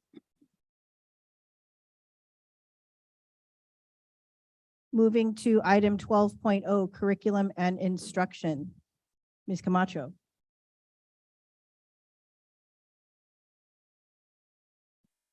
Good evening, Dr. Bo, Board of Education. I would like to invite up our Director of Multilingual and Categorical Programs, Dr. Krista Fairley, who will be sharing tonight about our dual language immersion transition to the middle school. Right. Thank you, Dr. Good evening, Dr. Bo, Board of Education, Cabinet, and attendees. I'm so excited tonight to present about our dual language immersion transition to middle school. All right, so just to frame our conversation tonight, we just want to review briefly the history, vision, and mission of our dual language program here in Azusa. We want to outline the transition to our secondary program and talk about next steps in our process. So Azusa Unified launched a district dual language immersion program in the 2015-2016 school year. Those students now that began in that program are now sixth graders, and they are ready to head to middle school. So we're excited right now to transition. We have about over 100 students in DLI currently, and we have 99, the 99th confirmed and committed today that they will continue on to our our 6th and 7th grade program at Gladstone Middle School. We want to continue that in our commitment to dual language immersion and our goal of bilingualism and also biliteracy for our students. So our AUSD English Learner vision is so critical. We truly have this goal and vision to have our students become global citizens in this multilingual and multicultural world. And we can provide that through this opportunity. We have three focuses. We focus on a rigorous and equitable language instruction for our students. We build on their linguistic strengths, and we address their individual needs. So there are three pillars of dual language immersion. The first one being bilingualism and biliteracy. We really want to develop those high levels of listening, oral reading, writing in Spanish.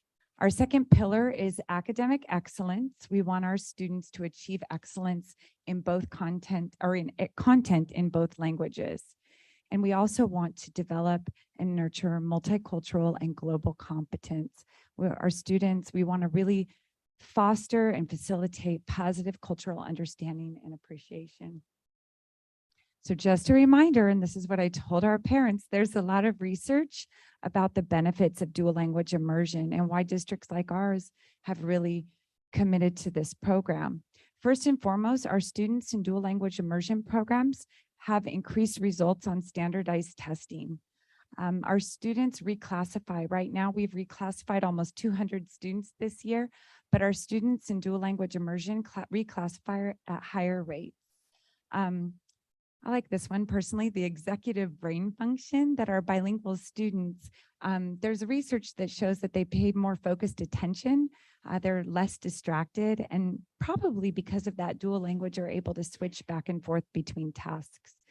And finally, our students in dual language immersion have higher attendance rates and increased levels of engagement, which is so critical, especially as students transition to middle school. We want our students to have their people, their group. So what is it going to look like next year at Gladstone Middle School? Here is a graphic of the program that we offer. and we're planning to offer here in the next years in Azusa. So you can see the image begins with our elementary DLI programs at both Hodge and Valleydale. We begin with a 90-10 model in the TK kinder grades, and we move toward 5th grade at the 50-50. Of course, right now we currently have 6th graders, but they'll be moving on to Gladstone Middle. When students arrive at Gladstone Middle School, they'll have 2 courses in Spanish.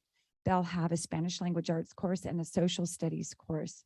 That social studies course is required, and instead of taking it in English, they'll be taking it in Spanish.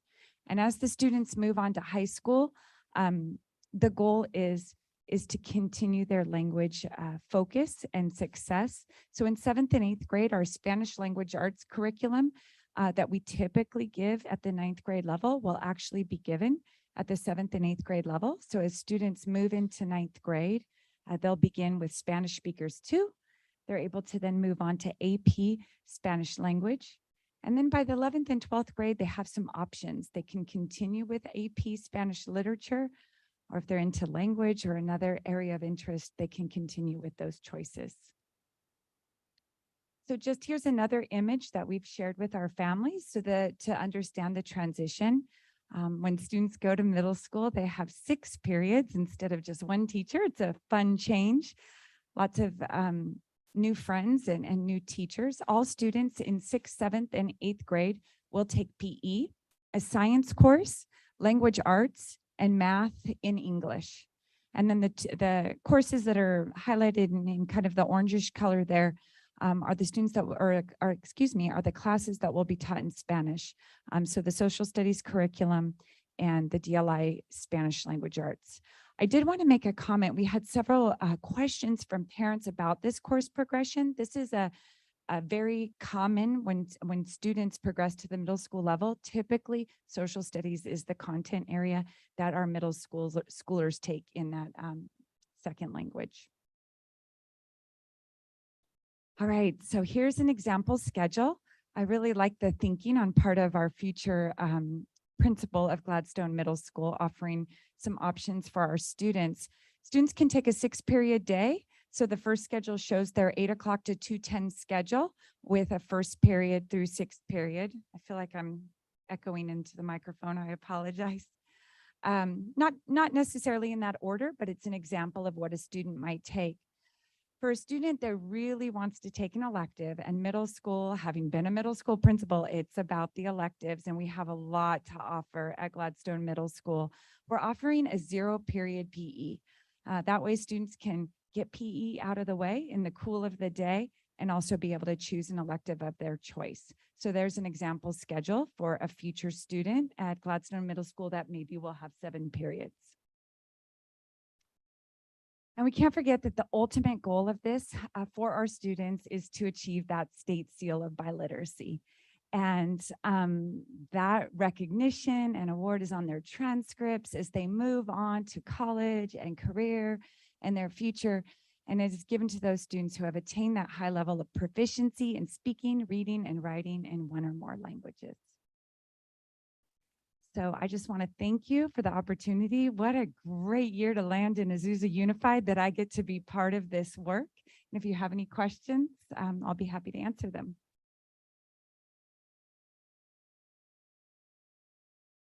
Dr. Fraley, I have a question. Last year, how many of our high schoolers graduated with the seal of biliteracy? I will get back to you on that because that is a goal we're going to raise. Thank you so much. Moving to item 12.2, our resolution 22-23-22, recognizing National School Counseling Week. Mr. Chang?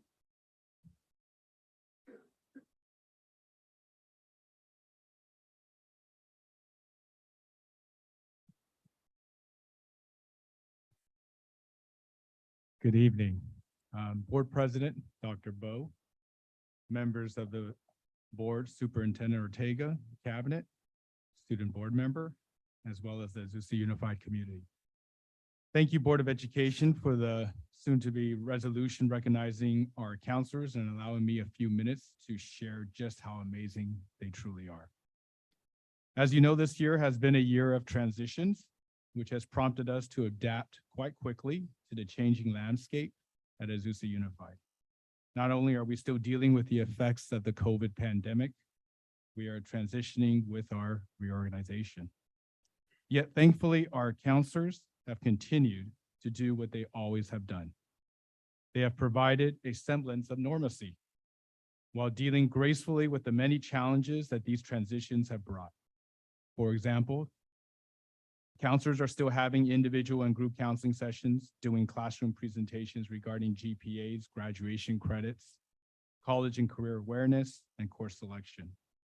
They make mental health referrals, take risk assessments, facilitate peer mediation, and even take on additional roles as ASB coordinator or as community outreach coordinators. They have translated at parent meetings, IEPs, SSTs, and supported newcomers dealing with language barriers.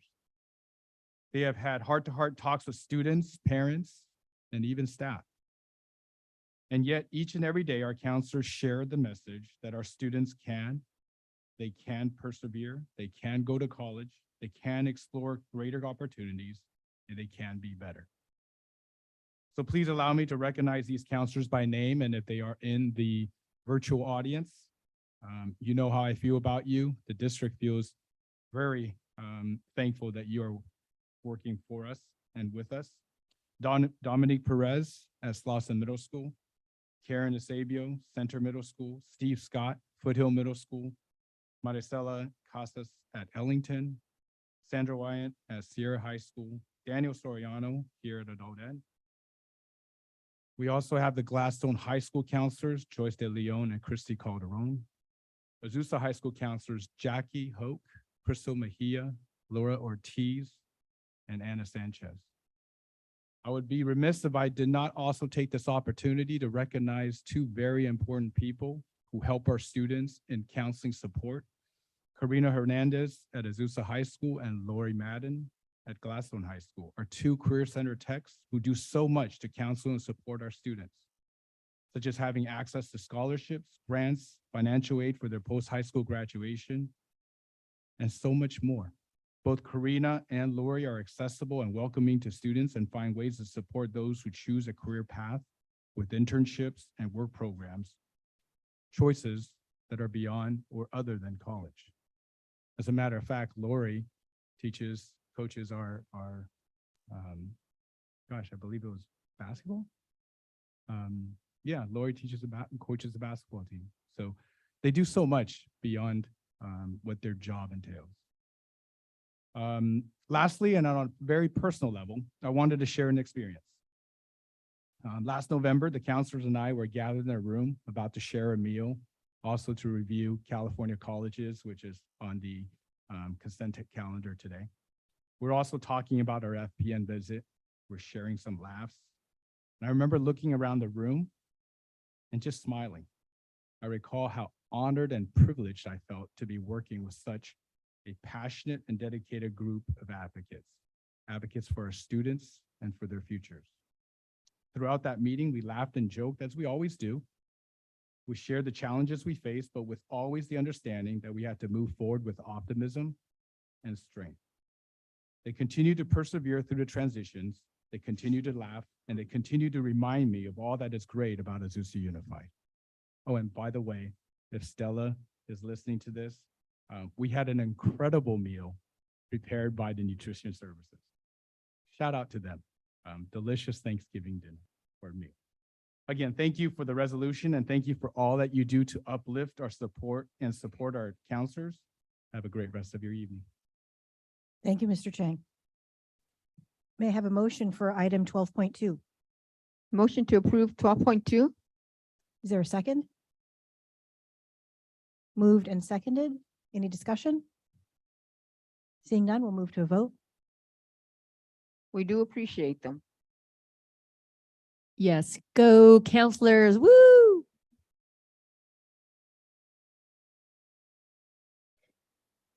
And the motion passes. Thank you and congratulations to all our counseling staff. Moving to item 12.3, review of our second quarter Williams Uniform Complaint Report. Ms. Camacho.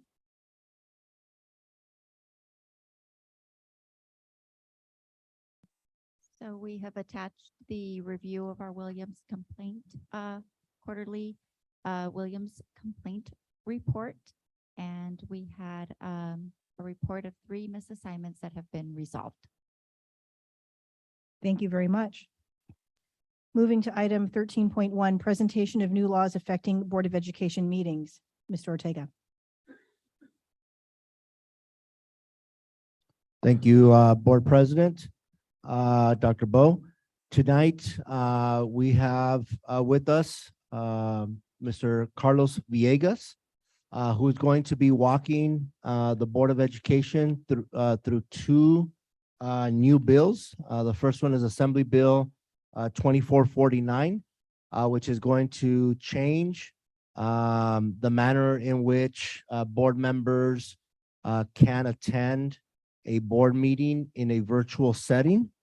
And then also Senate Bill 1100, which has some new guidelines in terms of the Board of Education's powers and decision-making in terms of handling meeting disruptions. So I'd like to turn it over to Mr. Carlos Villegas. Thank you. Thank you, Mr. Ortega, and good evening, members of the board and cabinet and members of the public. One question I have, what's the easiest way for me to toggle the screen, or can I just kind of give a signal? Okay, great. I'm going to move through this pretty quickly because I understand that the board has already received and reviewed the material. So I'll go kind of quickly through this piece, and then we can get into some questions if anybody has it. I don't think the legislature has helped. So I'll just kind of start there, is that now we have this overlapping kind of 3 different sets of laws that potentially apply to remote and teleconferencing rules for the Brown Act. So the traditional setup was you had to have at least a quorum of the board physically in one place, and then you had to post where you're going to participate in by remotely, right? So if you were, for example, on a river somewhere, you would have to go out, post that, and you'd have to invite members of the public to join the remote place with you. Some of the changes that you're going to see here first started in the middle of the pandemic with Assembly Bill 361. And with that bill, you were allowed to have virtual participation. I understand the board did some of that during the pandemic, but one of the requirements was that the board had to make factual findings every 30 days to justify the remote meetings, and there had to be a proclaimed state of emergency, right? And so we had that state of emergency that was proclaimed by Governor Newsom, but that state of emergency is going to expire on February 28th. So AB 361, even though it's going to technically be in the law for a little bit longer, I don't think it's really going to have any bearing for Azusa or any other boards that we work with. Okay, which brings us to AB 2449, which was the recent Brown Act teleconferencing rules that was just passed. It's really a hybrid model of both physical and remote attendance. You'll notice some of the requirements are similar. You still have to have a quorum of members participating in person from a single physical location that's identified on the agenda. There's more information about that in the news flash that I believe was also provided to all the board members. And some of the other requirements for AB 2449 is that if you have that physical attendance quorum, meaning 3 members of the board are actually here in person, then a member may request virtual attendance at the board meeting under 2 circumstances, either just cause or emergency circumstances. For just cause, I have a kind of a list here of factors that are from the statute. I won't go through them in particular, but it's kind of all kinds of different family situations that may arise for board members. Go to the next one here. Now, when a board member is requesting to participate remotely under the just cause exception, they have to notify the board at the earliest opportunity, including at the start of the meeting, and they have to provide a general description of the circumstances, and they can only use that exception up for 2 meetings for the calendar year. One little wrinkle that we are kind of keeping an eye on, and let me just take a step back. Because this is a new law, and I mean brand new, there's no case law on it. There's not a lot of interpretation about it. We're going to have to figure out how all these things are going to fit together. But I know one issue that has come up is whether or not just cause requires a board action. When I look at the statute, I don't see the same language that is used for the other exception, which is emergency circumstances. So I think the conservative approach would probably be to have the board take action to approve either request, whether it's just cause or emergency circumstances. but I wanted to point out that the legislature did use slightly different language when talking about this exception. As we roll into the emergency circumstances, this is a physical or family medical emergency that prevents a member from attending in person. Some of the requirements are still the same. The board member has to make that request to allow the member to meet remotely. They has to provide a general description and make that request as soon as possible. The Brown Act does use specific language that says requests to participate remotely under emergency circumstances. It says the board must take action. So that part is a little bit more clear. But that action really has to be taken at the beginning. And if it doesn't allow sufficient time to be placed on the agenda, then the board may act at the beginning of the meeting. And I'll go to the next one. Now, before any action, let's say that you are participating remotely under AB 2449. So I'm going to get a little bit more into the practical slow down just so some of this resonates here. But if you're participating remotely under AB 2449, before any action is taken, you must publicly disclose whether any individuals 18 or older are present in the room at the remote location and the relationship between you. And so this is just something to keep in mind. There has to be at least a statement. If you have family in the background, somebody's over 18, you could say we have a couple family members here and you can proceed. I don't believe this was intended to apply to children, so just keep that in mind. The member who's participating remotely must also participate through both audio and visual. So they must have the ability to go two-way. You can see them and they can hear you. I understand that you can't turn your camera off. If you're participating remotely, that is a requirement. So they have to be able to see that you're doing that. The number of times you're allowed to do this under the emergency circumstances is set up on a kind of a different time frame. Can't be more than 3 consecutive months or 20% of the regular meetings for the board. So if the board meets fewer than 10 times, only for 2 meetings. If these issues arise, please work with the superintendent, and the superintendent may get our feedback just on which particular scheme is going to apply in that situation. All right. So traditional kind of requirements for these virtual meetings: notice, agenda, and public access. The difference between traditional teleconferencing rules, and I talked about that example, if you're on a river somewhere, you have to post it.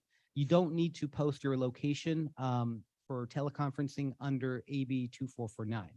And the public access only needs to be assured here at, say, a core physical location where the majority of the board is going to be. Everything else really is largely the same under the Brown Act. And we talked a little bit about the two-way audio visual, so I won't belabor that point. And then on public comment, boards prohibited from requiring public comments to be submitted in advance of the meeting, and specifies that the board must provide an opportunity for the public to address the board and offer comment in real time. So just keep that in mind. I don't think that's an issue here that we're tackling, but I wanted the board to be aware of it. Now, if you are participating remotely and at some point your internet goes down, we lose you, something happens with the broadcasting, we have to restore that broadcast.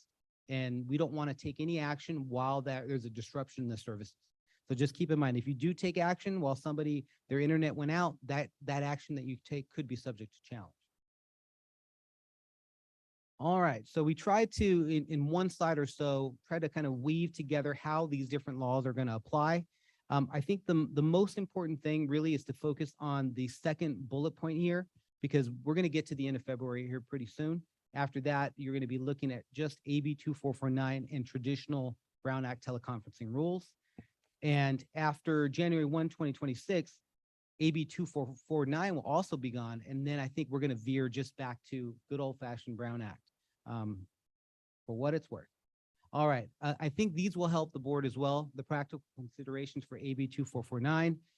You want to make sure that you're coordinating. So there really has to be some communication, and I think the safest way to communicate with the superintendent. If you're anticipating that you're not going to be at the board meeting, the superintendent is going to need to make sure that we have, number one, a quorum so that you guys can actually conduct business. And then once you get the quorum, then we can kind of figure out who potentially may need to participate remotely. So that is going to put, I think, an administrative obligation to figure out and keep track of these folks. And then we have to keep in mind what circumstance is being used. Is this emergency circumstance or is this just cause? And there's going to have to be a little bit of a balancing. In theory, the board is there. It has to take action on requests for emergency circumstances. And so the board is going to have to kind of hear probably more than it needs to hear, because there needs to be a general description of what the circumstances are. I think we can move to the next one. All right, we talked about administrative support and record keeping and the, which more board members have requested to appear remotely, how many times has this occurred, and what was the basis for doing that? Okay, I think we can move on. All right, disruptive meetings. I think this, please. Carlos, before you move on to SB 1100, I have just a question. I know it's in here, but just so we all hear it. So I have an emergency, board president finds out about it, or I find out about it.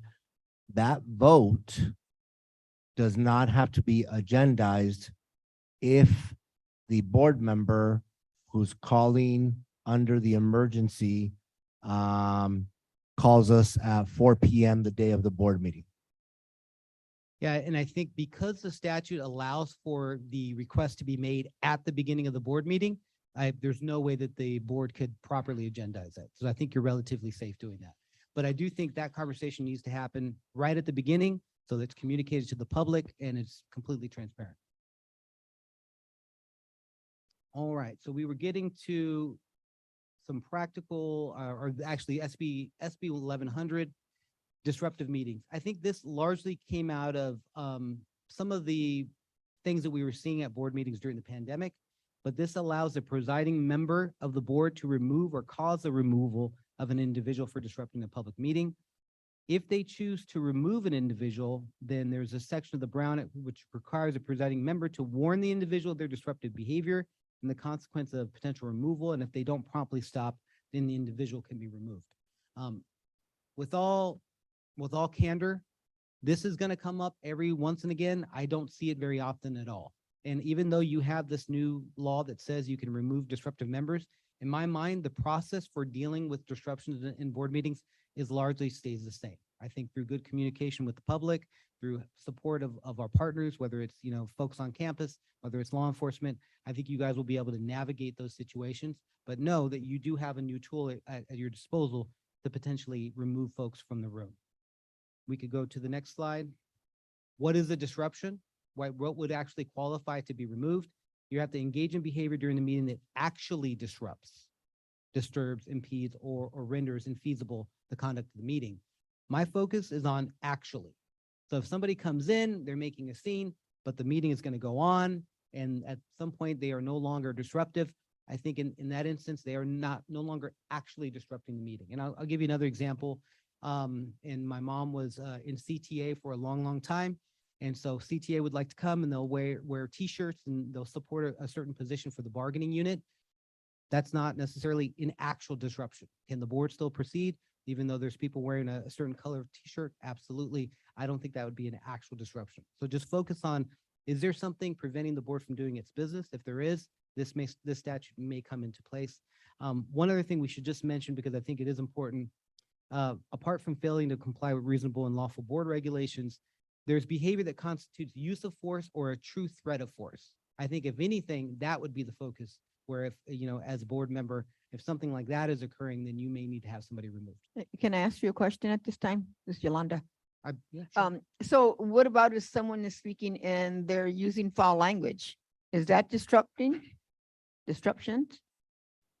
I think if they're yelling over the board and the board cannot call for a vote, the board cannot conduct business. No, I mean, like if you're just talking or speaking on whatever item it is, but they're using cuss words. Because I think about us, we have children watching our meetings and we have parents watching our meetings. I'm not saying it's different than any other, but because we are the Board of Education at school, is that, can the board president stop that person? Is that considered disrupt? I don't think that is actually disrupting the conduct of the meeting. I think it's offensive. I think it probably violates some of your other policies, but under this new SB 1100, I don't think that by itself, like for example, just to be, to use your example, if I dropped an F-bomb somewhere in the middle of my presentation, it'd be wildly inappropriate, but I don't think it would disrupt the conduct of this meeting. But can we kick you out? Yes, ma'am, anytime. I serve at the pleasure of the board. So I think the focus in my mind is going to be on that use of force or threat of their use of force. Good. And if someone's like personalizing someone. Is that a use of threat, right? If you're like, saying, Board Rodriguez Pena, you're a whatever, is that, because they're calling out a person, a certain board member. Sure. And I would suspect that this comes up often. Yeah. You are, all for the most part, experienced board members, you've seen a lot. And so my thought is, it's not intended to prevent public criticism. So if somebody says, I really don't agree with the votes you took, I don't agree with those issues, to me, that's fair game. You're elected officials. That's part of what we signed up for and kind of putting ourselves out there. If it is a personal attack that makes you fear for your safety, makes you not want to walk to your car to leave, then I think we're getting into something else. And so I think the way to think about it in my mind is, as public officials, as public employees, you've put yourself out there to a certain amount of public criticism. And there are specific laws that prevent the board from trying to prohibit public criticism. But I think when you cross the line from good old fashioned criticism to now something that is threatening, now I think the presiding member of the board is entitled to remove you if that's the case. Okay.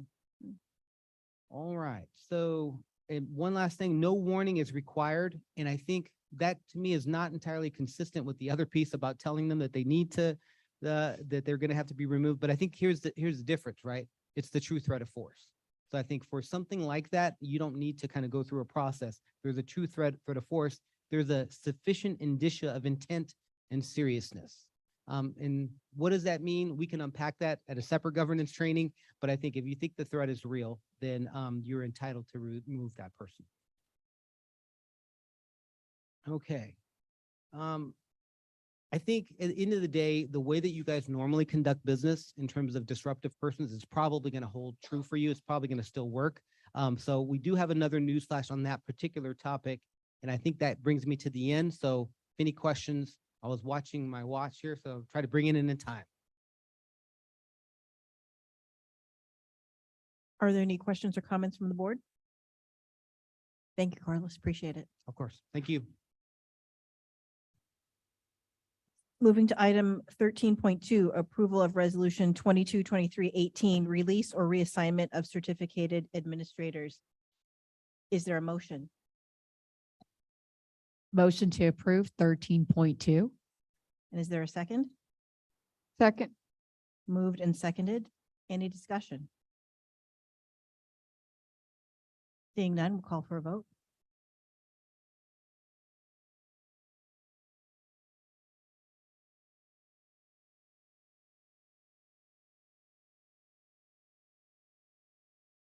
The motion passes. Moving to item 13.3, resolution 22-23-20, reduction or discontinuance of certificated particular kinds of services. Is there a motion? Motion to approve 13.1. 13.3. And is there a second? Second. Moved and seconded. Is there any discussion?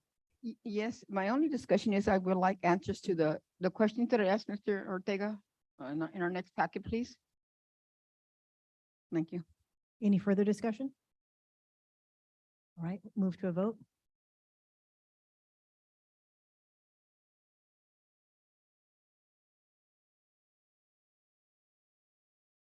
And the motion passes 3-1. Moving to item 13.4, resolution 22-23-24, to decrease the number of classified employees due to a lack of work and or a lack of funds. Is there a motion?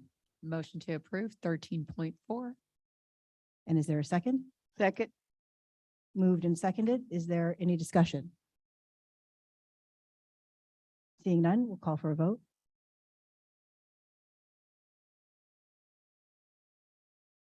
And the motion passes. Moving to item 13.5, resolution 22-23-19, release of temporary certificated employees. Is there a motion? Make a motion to approve. And a second? 13.5. Moved and seconded. Any discussion? Seeing none, we'll call for a vote.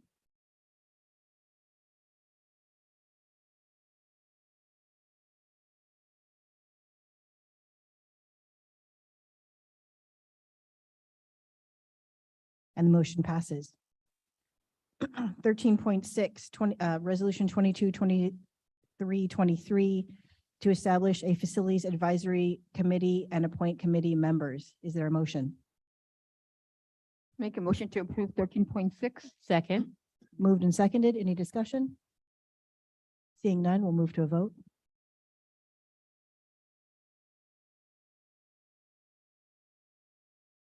And the motion passes.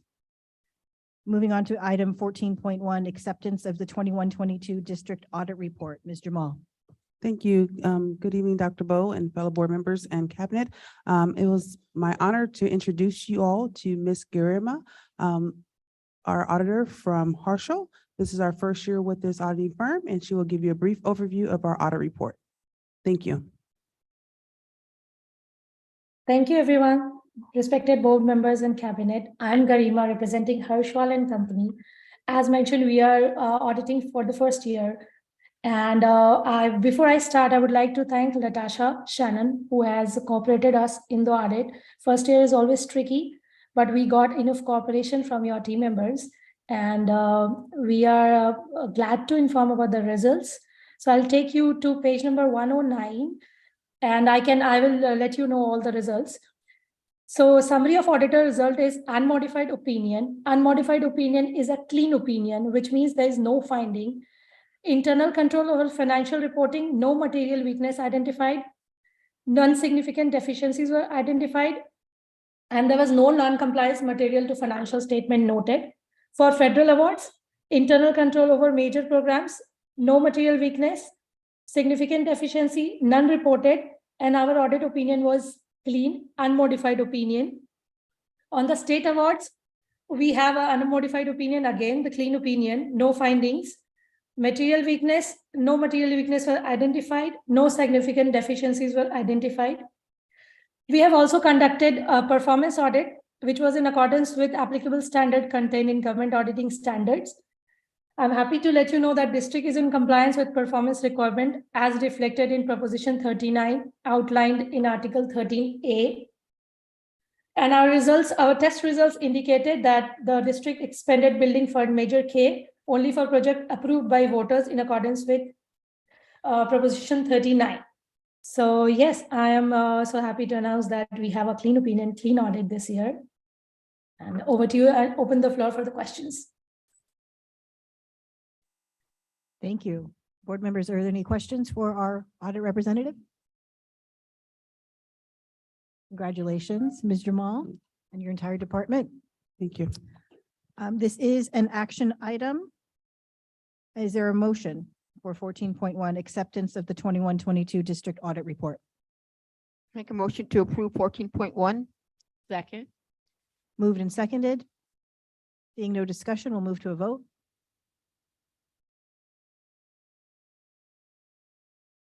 And the motion passes. This brings us to item 15.1, adjournment. Is there a motion? Motion to approve 15.1. Second. Moved and seconded. We'll move to a vote.